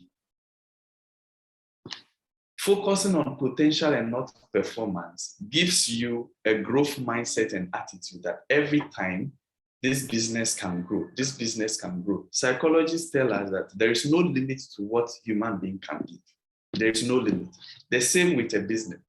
You can keep expanding, but if you are a performance-minded person, maybe $100,000 in income is good enough for you, and then you stop. Meanwhile, your business can be a multi-million-dollar, billion-dollar business. So focus on potential and not performance. And then the final one, decision-making. In making decisions in entrepreneurship, always know the why, not the how. Ask why first. Why? Why did this happen? The why, if your why is good enough, the how will show up. Why did this happen? When we know the why, okay, this is why this is going on, then we need to do A, B, C. The why is a deeper look at the cause of every situation. If you focus on how do we solve this problem? How do we solve this problem? Why did the problem come in the first place? And so it's important in your entrepreneurship journey to ask yourself always why. When something, even an idea pops up in your head, let's expand to this level. Why do we need to do it? To justify the need for the action that needs to be taken. So it's, again, important to focus in your decision-making processes. Focus on the why of everything. Why do we want to do this? The idea you have in your mind in this clinic, why? Why that idea? And funding arrangements, if you mention any figure, the question will be, why? Why this figure? What's the justification? Why helps you to tackle things at the cause and not the effect end. And so to conclude, let me say that what you think is what you create on your entrepreneurship journey. What you think is what you create. How you think is how you will create. What you think is what you create. How you think is how you create. And then your business is only what happens in your mind. So don't see entrepreneurship as a venture outside of you. It's a venture that begins inside of you and you only translate out through expression. So the idea, the problem, the solution, every one of them is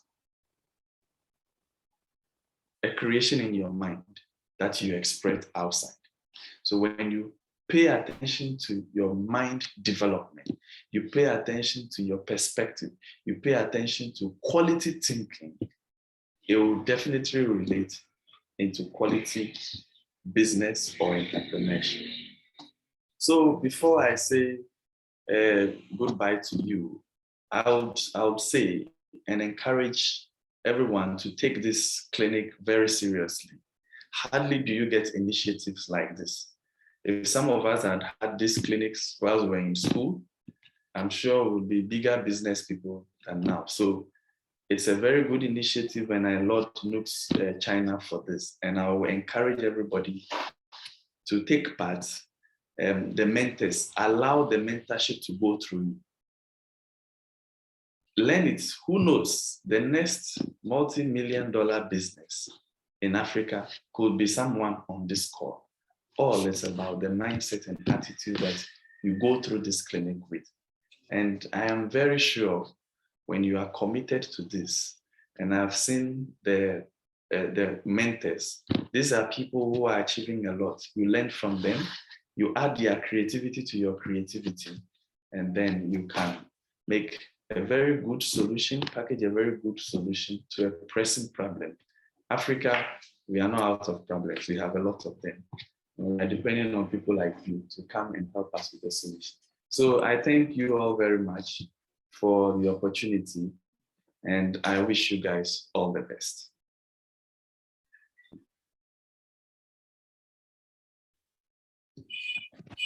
All right. Thank you so much. We really appreciate it. Actually, it's my second time meeting you, and every time, yeah, the impact knowledge is so high. How you think is how you create, right? So thank you so much, Mr. Besmark. On this note, we would like to appreciate the presence of one of our sponsors, in the person of Mr. Jason. He is the CEO of Coindu company based in China here. We really appreciate your presence here. So just before you go offline, Mr. Bismarck, we will take questions, maybe 1 or 2 questions, if anyone has anything to ask Mr. Bismarck based on what he presented. Yeah, the floor is open. Just because of time, we just take 1 or 2 questions, please.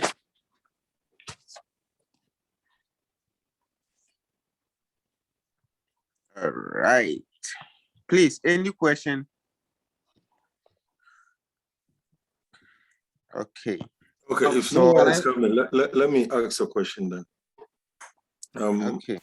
Thank you for your presentation. I believe the young people are really, we are all learning a lot.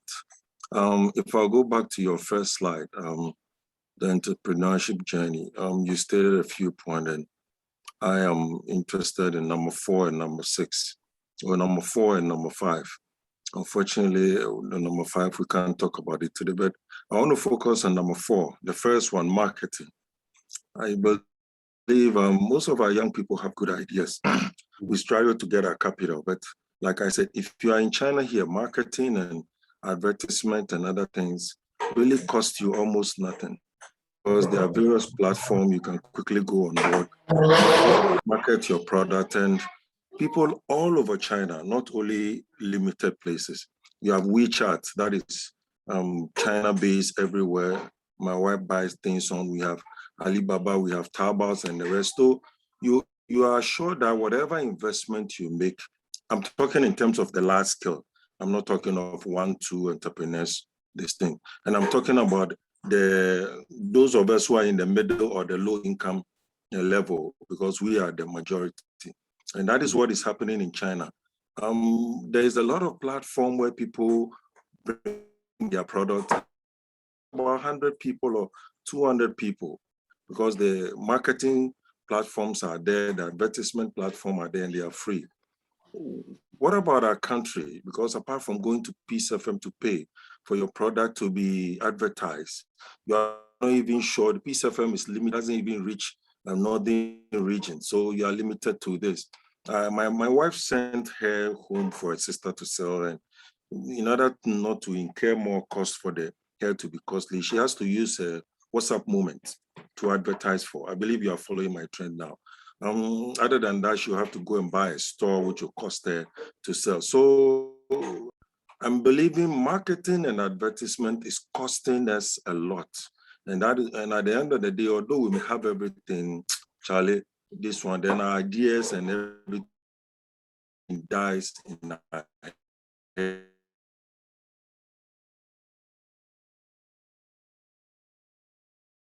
So what are the so because the more the marketing costs, the higher the product is going to cost too.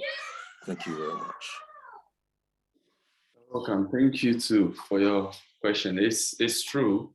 Marketing can be a lot of money. If you are going into brand advertising using mass media, it's expensive because they are also in business. But right, there are some avenues that you could equally market your products at very little cost. Some of them people use for their personal stuff like WhatsApps. WhatsApp status is being used so much for marketing now. Then we have even Facebook, Instagram, and all of that. Facebook, you pay some money and then you boost the post. Little money, it gives you a reach. Then we have Jumia, selling on Jumia. We have Tonaton, we have Jinjin. Some of these retail platforms are existing in our locality here that you could put your products there and use. Now, also important is to know the products you have, where are your clients?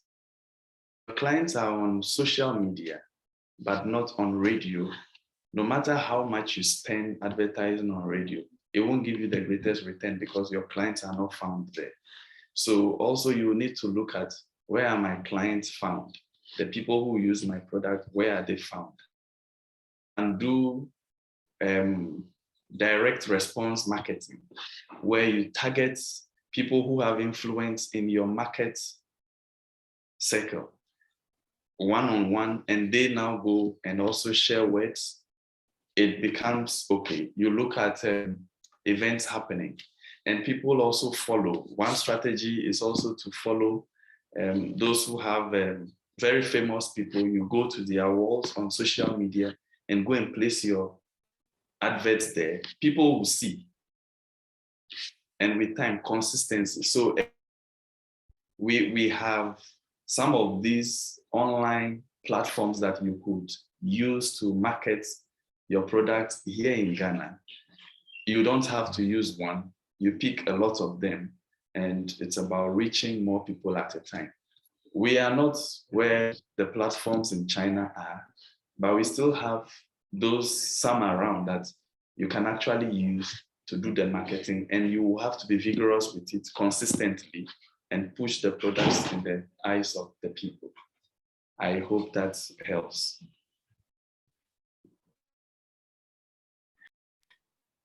Yeah.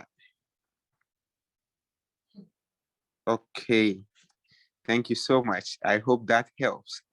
Yeah, indeed. That is what we have presently. So, Mr. Thompson, Mr. Selomse, Hello. Yeah, I can hear you. Yeah. All right. Please take over.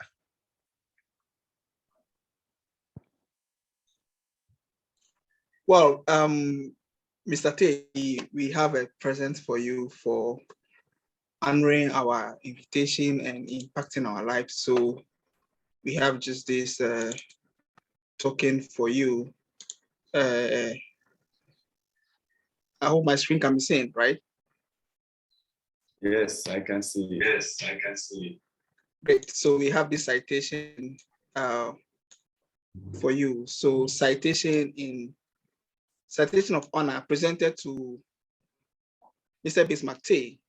The National Union of Ghana Students, China, sincerely thank you for availing yourself to educate the entire membership of the union.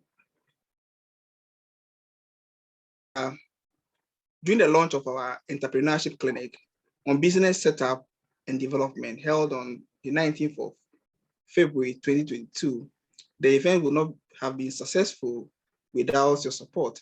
We deeply appreciate the in-depth knowledge you shared and the willingness you exhibited in making our program successful. Thank you so much for coming. God bless you. This is from the National Executive Committee to you. Thank you very much. Thank you very much.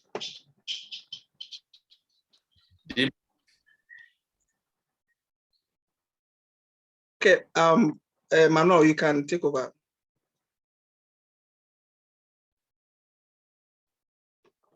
All right. Hello, MC. Yeah. Hello, sir. I'm here. All right. So now that we are done with the speakers,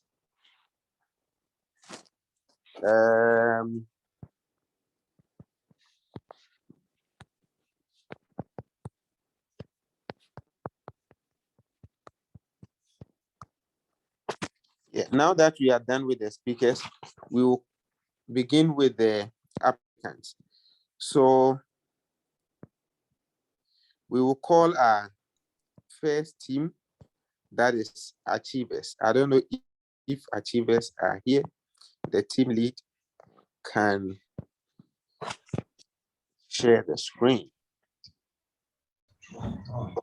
Okay, good evening, everyone. Good evening. Oh, okay. Greetings to everyone, and thanks for the opportunity to be able to also be a part of a wonderful program like to acknowledge all the NUGS executives, and this is like a big thing for people like us who have had the opportunity to also see the world and trying to infuse what has already been into the same system that we have in Ghana, but with a more developed idea or with a more advanced approach to how we're going to be able to do business in Ghana. And this is a very big platform as it opens our minds, also gives us the opportunity to be able to think out of the box and also give us the the support maybe at the end of it, or to be able to see these dreams become possible. My name is Cecil, and I am with Mr. Alvin and also Michael and Bright, and we together are the Achievers team. I had no idea that we had to do a projection. Please, sorry to interject. We may have to quickly run. We get to the applicant. I'm sorry about that. Not a problem. Not a problem. Okay. Thank you. So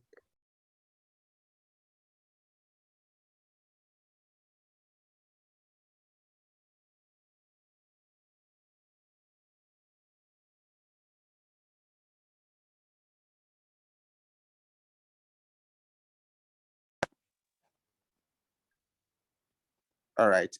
Please, can I be heard? Yes, please, you can be heard. All right. All right. Honorable Thompson, please take over.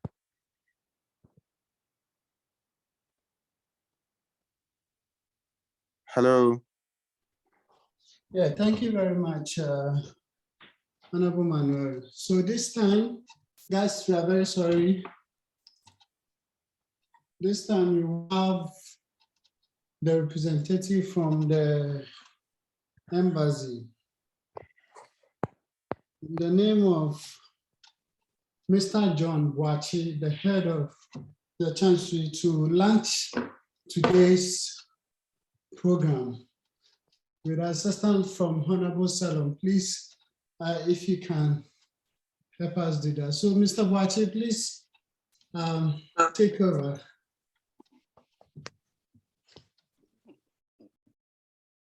Oh, okay. On it, yeah. Yeah, okay. Yes, please. The embassy of the Republic of Ghana in China, as I said, is confident and hopeful that the project which will be carried out in this, the project will be carried out in such a manner that will meet the aims, goals, and aspirations upon which it was conceived. It is therefore reassuring how the project and its implementation strategies seeks to complement government efforts at providing solutions to the ever-increasing rate of unemployment and the inadequate research base needed in our developmental agenda. There is no doubt that the support and the contribution of the embassy, however insignificant it may be, portend to impact on the success of the project. As I said, where possible and permissible, the embassy would not relent on offering the needed inputs to ensure the success of the project. On this note, Salom, let's see whether we can launch the project.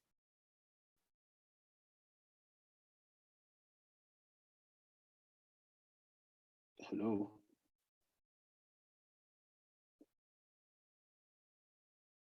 Yes. Yes, so on the count of 10, we'll start it now.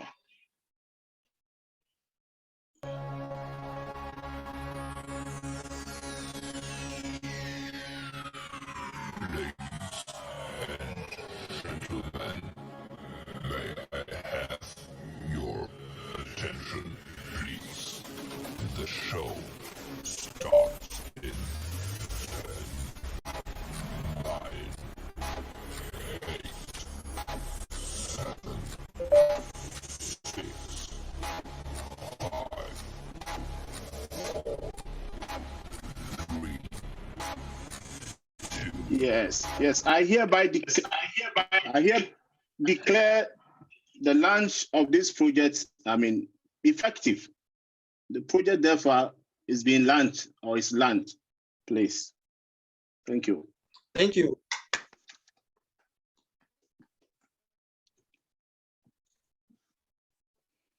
Thank you so much. All right. Thank you very much. Thank you very much, Mr. Boachi. God bless you so much for launching this project, and we are hoping and we are wishing that this project will go away for it to impact many lives.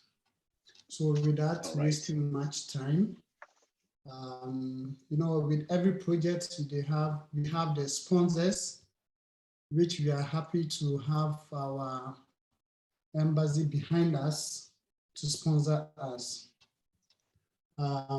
Because of time, we will give the platform to one of our big sponsors of this particular project, the CEO of Coindu Asia Pacific, in the name of Jason, who is my very good friend and our leader as well in Shanghai.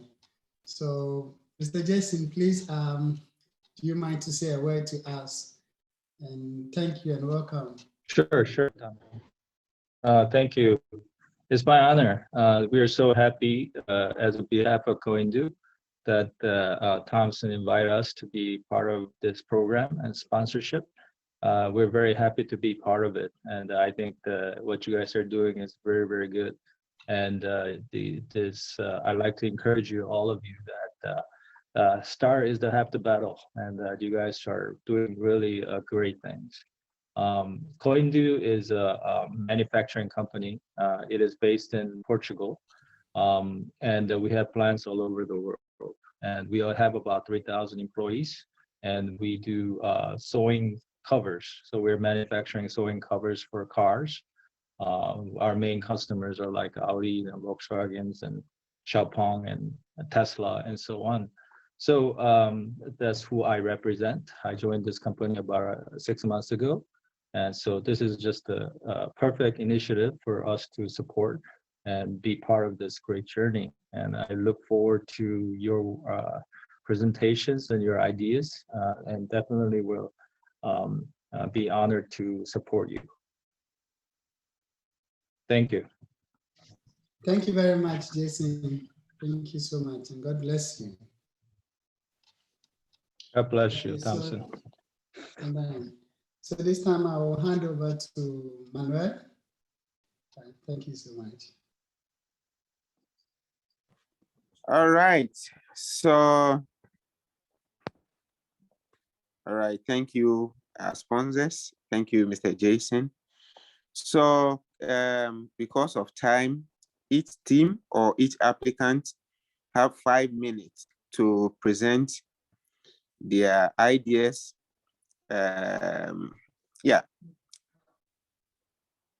So, achievers, please, the time is now. Let us hear from you. Okay. Thanks. I hope everyone can hear me. And I'll quickly go ahead to share this document. Okay, so is it seen though? Okay. So what we have for our presentation is actually a wind power project. Now, we all know that over the period of time, Ghana has been going through a lot of, sorry, is it visible? Resume share. Okay. Is it visible now? Yes. Yes, it's visible. Okay, sorry. sorry. So this project had been coiled up over a period of time. Over the time in China, we've had the opportunity to travel to a few places, and right now we're stationed in Haikou. And more of the time when we get to hear about development of Africa when it comes to energy and other various amenities, the first thing that we think about is wanting to be something like America or even Europe. But then over the time in Haikou, our eyes have been open to how much the stencil, or to some extent the nature that we have in Africa is exactly the same as we do have in Haikou. And so it opened our minds to look a little more into infrastructure development. And we believe that the driving force of every economy is the energy that is being produced in the country in the first place, the electricity and every other thing. And so having the proud knowledge of exactly how Ghana has been going through energy crisis over the period of time, and then also having a look at most of the development in terms of the same project that we have, we thought about another project in the same line of action, but then that would be very, very, very, very beneficial to the country at large. And so we already know that there are a few projects when it comes to wind power in Ghana, and we already know some of the materials that are being used to construct things. And so we decided to delve a little much deeper into trying to find partnership with companies that would actually have something that would be beneficial to a climate that we have in Ghana. And to be precise, we were able to find one. And this is where the genesis of this project began. Okay, now I would not be delving much into the production of the wind power, the turbines and all of that today. But then the main reason why we were looking at this, because we believe that if Ghana is able to solve its energy crisis, then we're able to solve a communal problem. And when we're able to solve a communal problem, we're able to also empower people to be able to have a stronger purchasing power.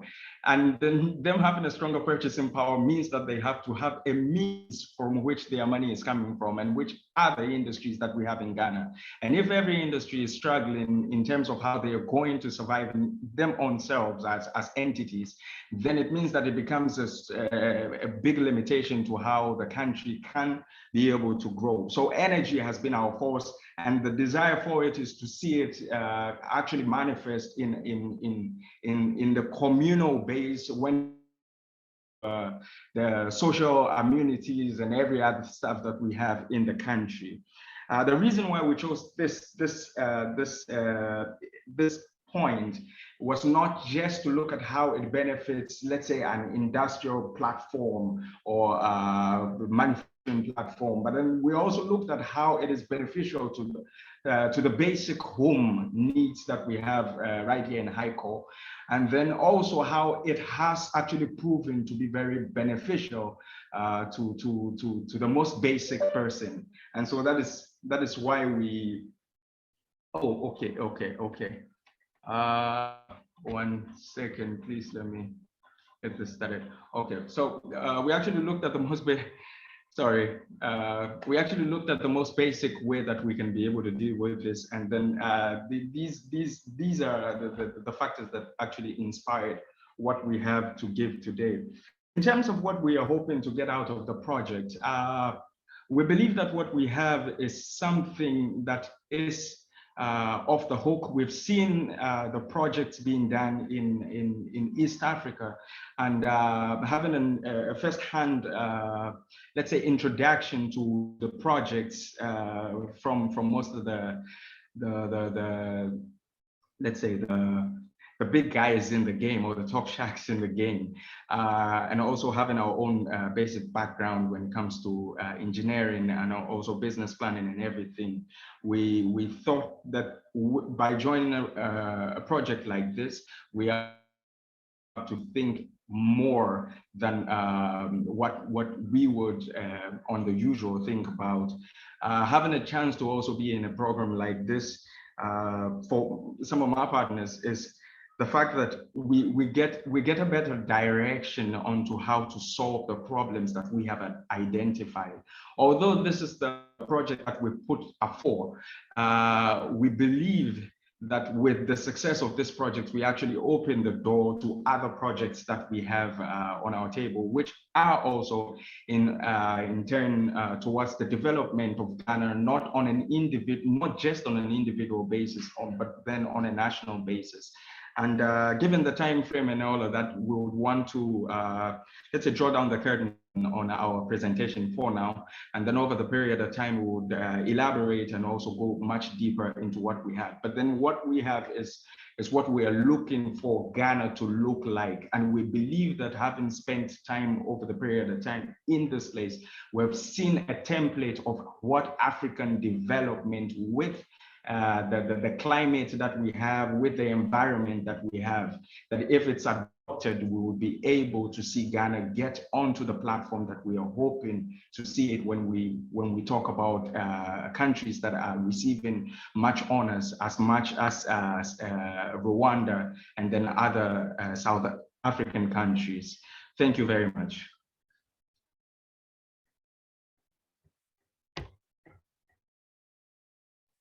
Hello. Hello. Yes. All right. Thank you for your presentation. So, because of time, I will go straight forward to the next team, and that is Favored Royals. Favored Royals. Hello, Royals.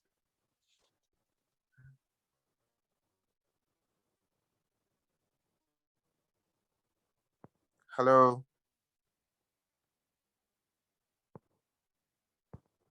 Royals, are you here? Please, can I be heard? We can hear you. Yes, please, you can be heard. All right. So if Royals are not here, we will call Breedmin. Breedmin. Breedmin. Are you here?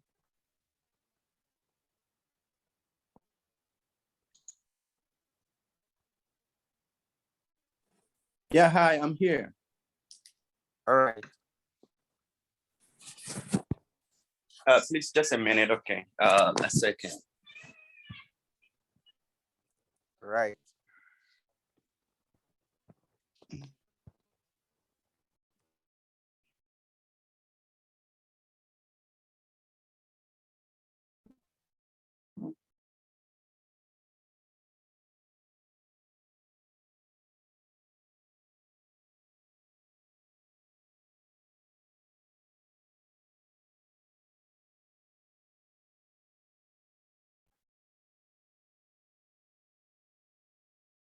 Hello.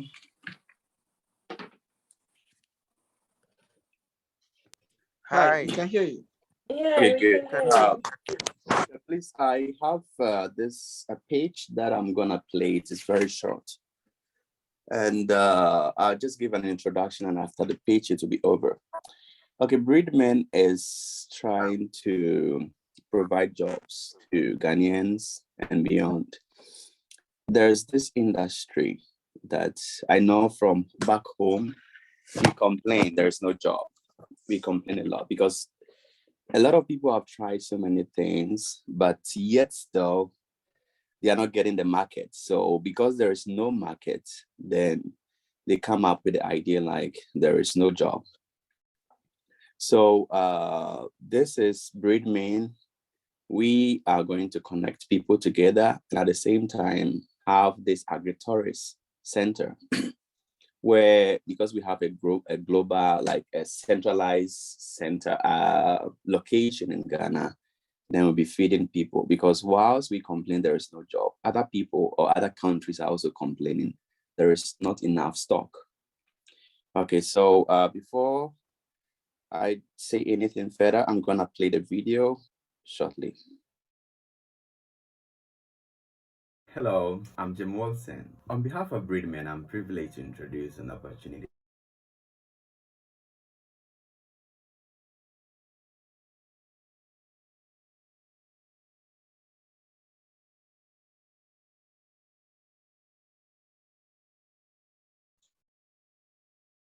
Hello, the video has stopped.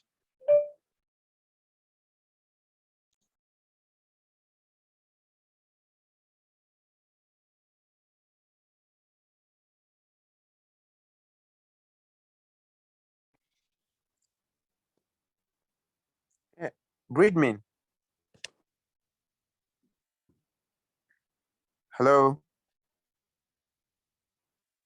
Voice.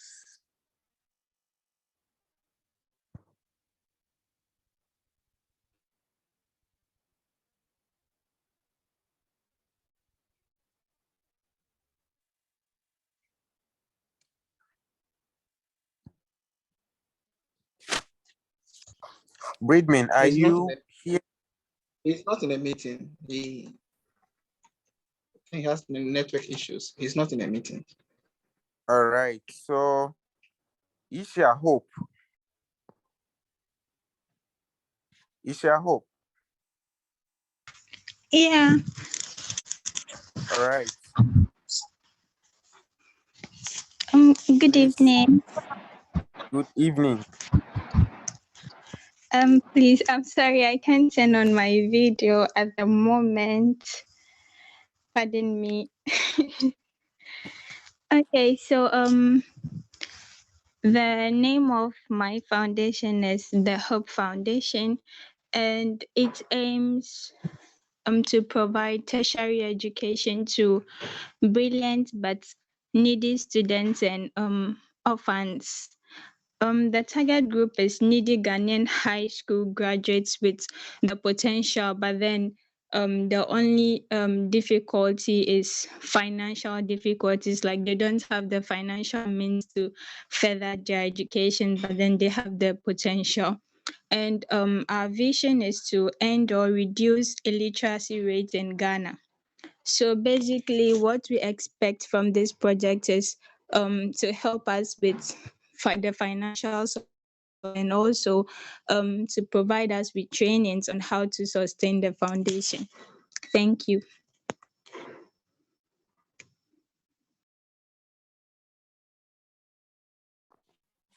Wow, so brief. Okay, all right. So next will be Craft Afrique. Craft Afrique. We have quite a lot of applicants, so because of time, Jim is back. let's just. Okay. Breedmin is back. Please, can I go on? This is Craft Afrique. Yeah, this is Craft Afrique. All right, okay. All Proceed, right. sir. All right. I'm Kwame Siedu, and I'm the team lead for Craft Afrique. I'm a no-code developer and then a student pharmacist here in China. So Craft Afrique is a multi-vendor platform that allows entrepreneurs or people who are into handicraft to easily showcase their products. Yes.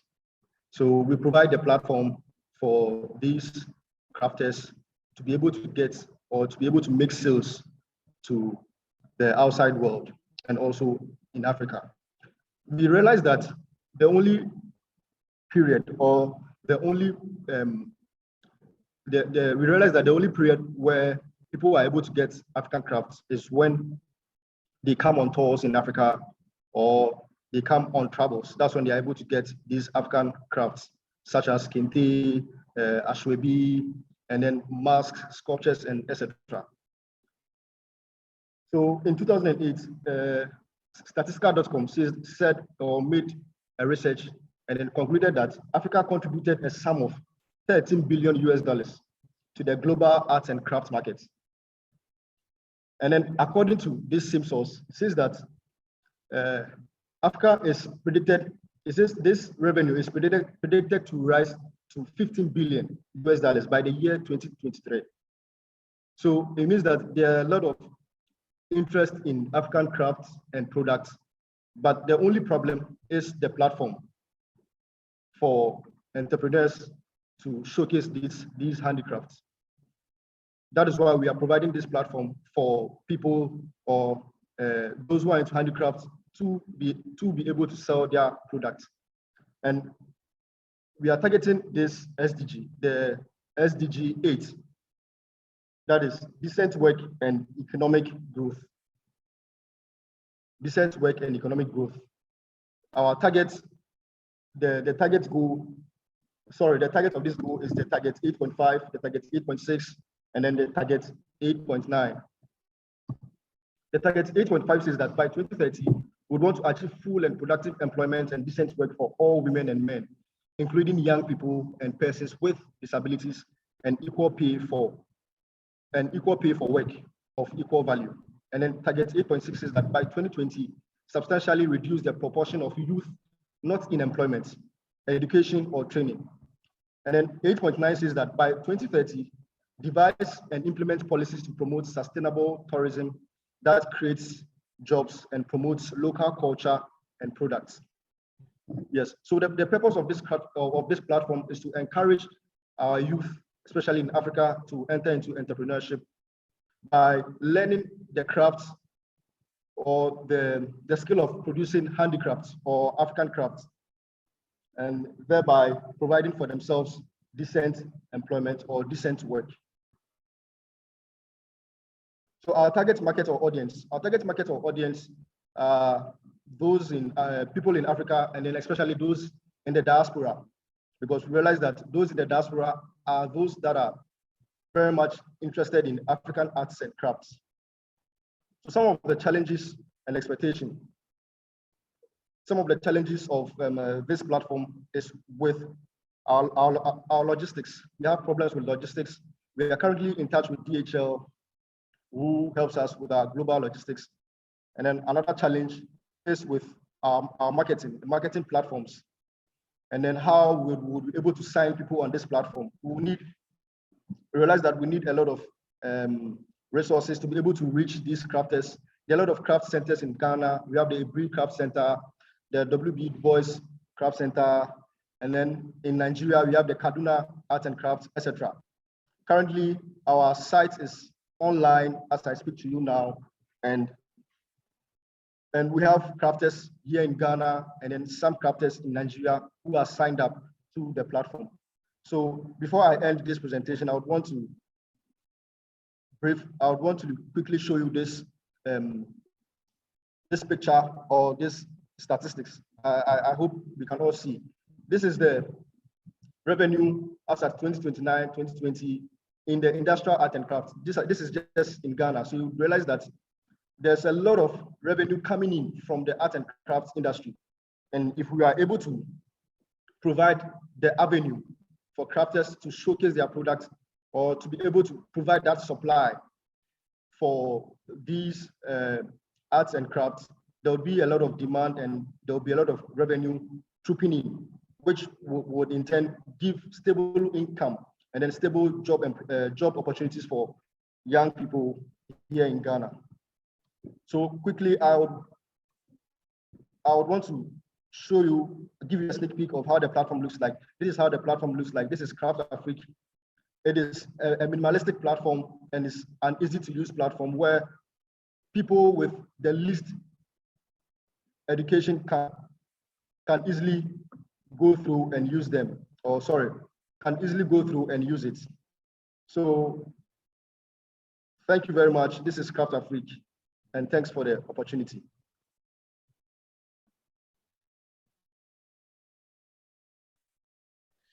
Right, most welcome. We wish you the very best in this noble competition. All right, so next is Black. Wow, Black. Black, hello. Yeah, I'm here. All right, so let's see what you have. Okay, thank you. Hello and good evening to everybody. My name is Black and I'm the leader, and we are going to talk about variation of drought, how drought has affected our country. So we are going to talk about, can you hear me? Yeah, we can hear you. Can you please on your video if possible? Okay, thank you. Let me on my video.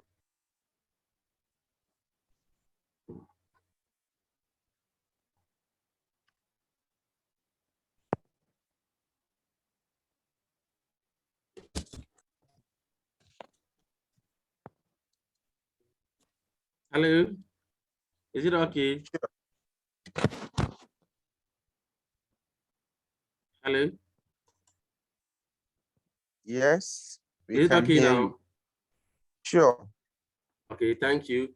I said we are going to talk about the variation of drought, how drought has affected our Ghana.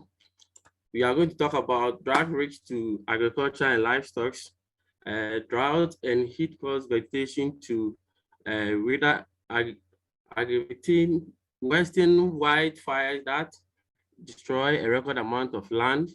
And we are going to talk about how drought and algal blooms in rivers and lakes reduce oxygen levels, leading to fish population dying off and the closure of fisheries. So in our group, we are going to talk about variation of drought, and we are going to talk about the duration, severity, intensity, and relative frequency of drought, extreme drought, in order to gain better understanding of drought severity. So I'm the only one in my group, so right now I'm not going to talk much because I've talked about I've invited a couple of people and they are ready to be with me. So with time, we will come and explain what we have again, but this is what I'm going to say for now. Thank you.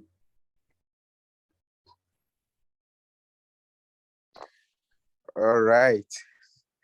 So you will come again with Okay, your yes. team. Yes, we will come All again. right.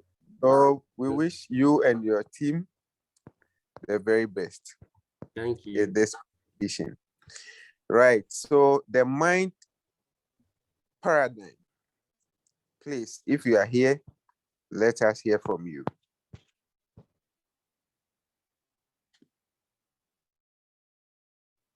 Mind paradigm. The mind paradigm. Please, are you here?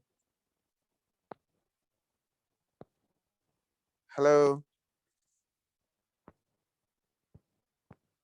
All right. So if that team is not here, then we will call on Bridman. If Bridman is here, Bridman. Hello. Hello, let me see if it's gonna work now. Okay. Please, do you hear me? Yes, sir. We can hear you. Okay, good. I think I'm on my iPad. I'm trying to transfer to my MacBook. Let's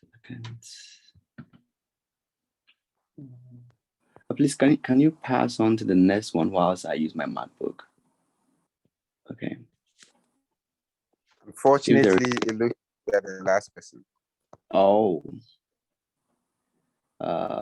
Because I don't know why I think it can only work on the MacBook, and I'm trying to transfer the file at the moment. Well, since it's a competition, you can give us a brief, and then yeah. Okay, that's fine. Okay, so Breedman, we are into rabbit production because we're trying to create an avenue where a lot of people will get job.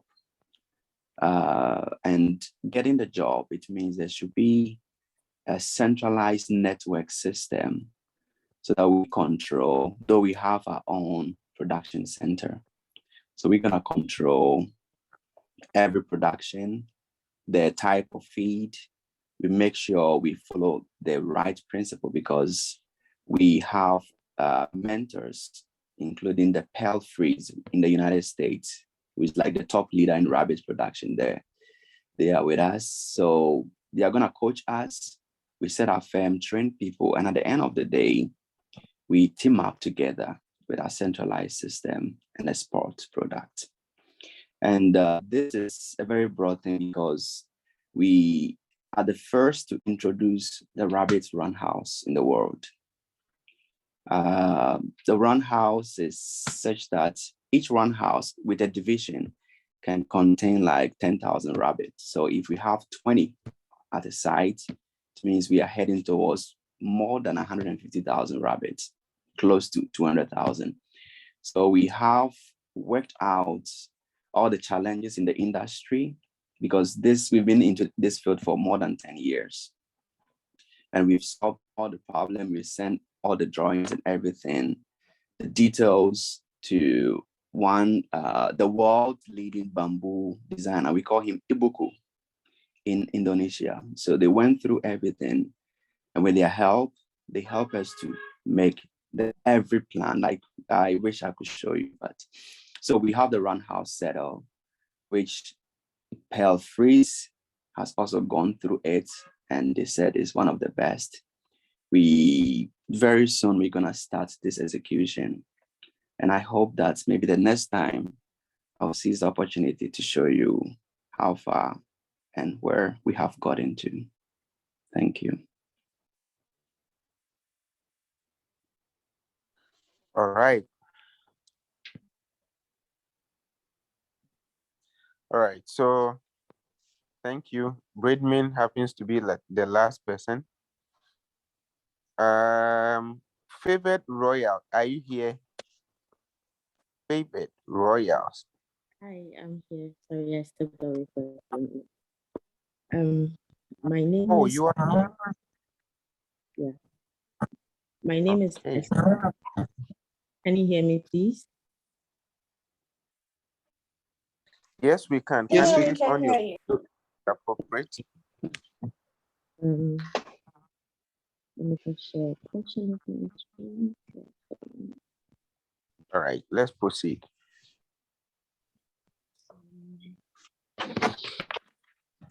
Please, can you see my screen?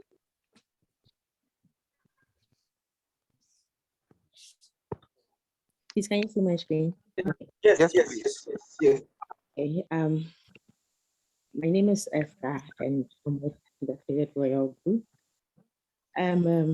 Our project is mainly focused on educating children on and helping them on how to read, basically. And based on the presentation that was shared earlier, from the on the SDGs, we realized that there are a lot of children who do not know how to read and write, basically, who do not know how to read and who are not good in mathematics. And using myself as an example, I'm not very good in math. And I'm sure if there were certain projects when I was growing up to help some of us who loved math, but were not good, we would be good by now. So this project is mainly focused on helping children to be proficient in reading and in other aspects of their education. Favored Royal seek to venture in businesses and services that focus mainly on children and the youth. That is their development and training in all areas. And this organization or foundation is already in motion, but has not gotten anywhere. During the target group is children, library, schools, children organizations, because there are few libraries in Ghana where you would have the opportunity of getting books to read for free. We want to give books to schools for free that would enable children get access to books to arouse their interest in reading, and children organizations basically that are unable to fund themselves when it comes to procuring books to enhance or arouse the interest of children in reading. So in 2020, during the lockdown, when schools were not opened, we had a few books printed and we distributed a few in Ghana because we realized that since children were not going to school then, the likelihood of them paying attention to their educational reading the probability would be low. So during the 2020 lockdown, we embarked on this project to print a few books and share the ones that we could to remote areas in Ghana. So basically that is what this foundation seeks to do and even more. And this is how far we are. And our expectations is to get mentorship and coaching in developing this idea better, and also sharpen our skills in meeting the SDGs or our goal as an organization to help children and the youth. Thank you.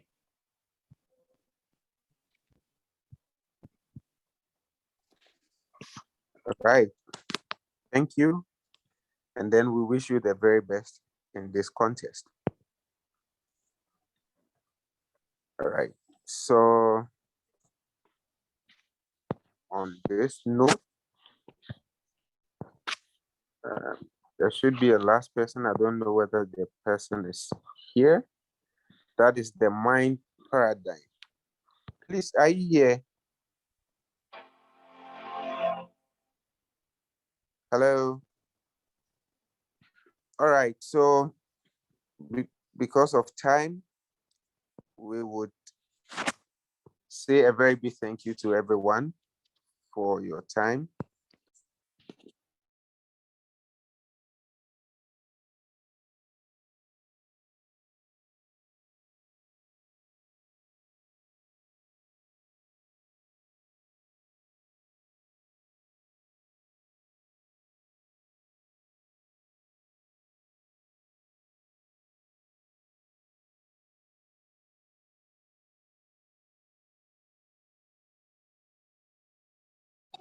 Okay. Okay. Thank you for calling me to give the vote of thanks. My first and most thanks go to the Almighty God for giving us this opportunity and giving us the knowledge and wisdom to organize this program. We say a big thank you to God for protecting and then leading us through this. Secondly, I wish to thank the embassy, in fact, for making it or for being able to be among us. Mr. Boachi, we thank you so much for representing the ambassador here. Though the notice to the embassy was not long, but then you made it. Grateful, and may God bless you and reward you so much. And may God bless the whole embassy for delegating you to represent them. I wish to also say a big thank you to the sponsors of this project. In fact, I was marveled at the people who came on board to sponsor this program, this project. I said thank you, and may their businesses, their companies continue to grow big and big and big and very big. I say thank you, and then thank you to NEC for putting this plan or designing this plan and then thinking about our members and then their future. Thank you so much. May God bless you all. My next thanks goes to the project committee for spending days, nights, afternoons, evenings, planning this program. In fact, I know that it wasn't easy and still they have a lot to do. So I say thank you, especially the Mr. Thompson, and then Mr. Thompson, Honorable Nanajwa, and then Manuel. Thank you all for doing this great job. And then all chapter executives that accepted this program and then took it to their chapter levels. Thank you all. And I say thank you to contestants for availing themselves to participate or contest in this project. And I thank you to all participants who represent here today. I say thank you to all of you. Thanks to all members. And then when the cockroaches are done, you should know that it is NUGS-CHINA that is thanking you for the great job you are doing for NUGS-CHINA and Mother Ghana as a whole. God bless you. Sorry, I have not forgotten the mentors. Very thanks to the mentors or the coaches for, in fact, for being here for us. Forgive me for not mentioning you first, for being here for us. And we pray that you will always be there for us when we call you, you come to help us. We thank you all. And I say good night to all of you. Bye.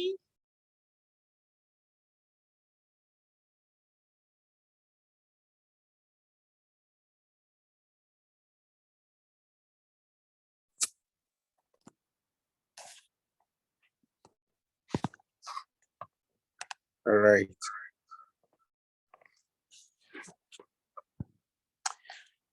All right, guys.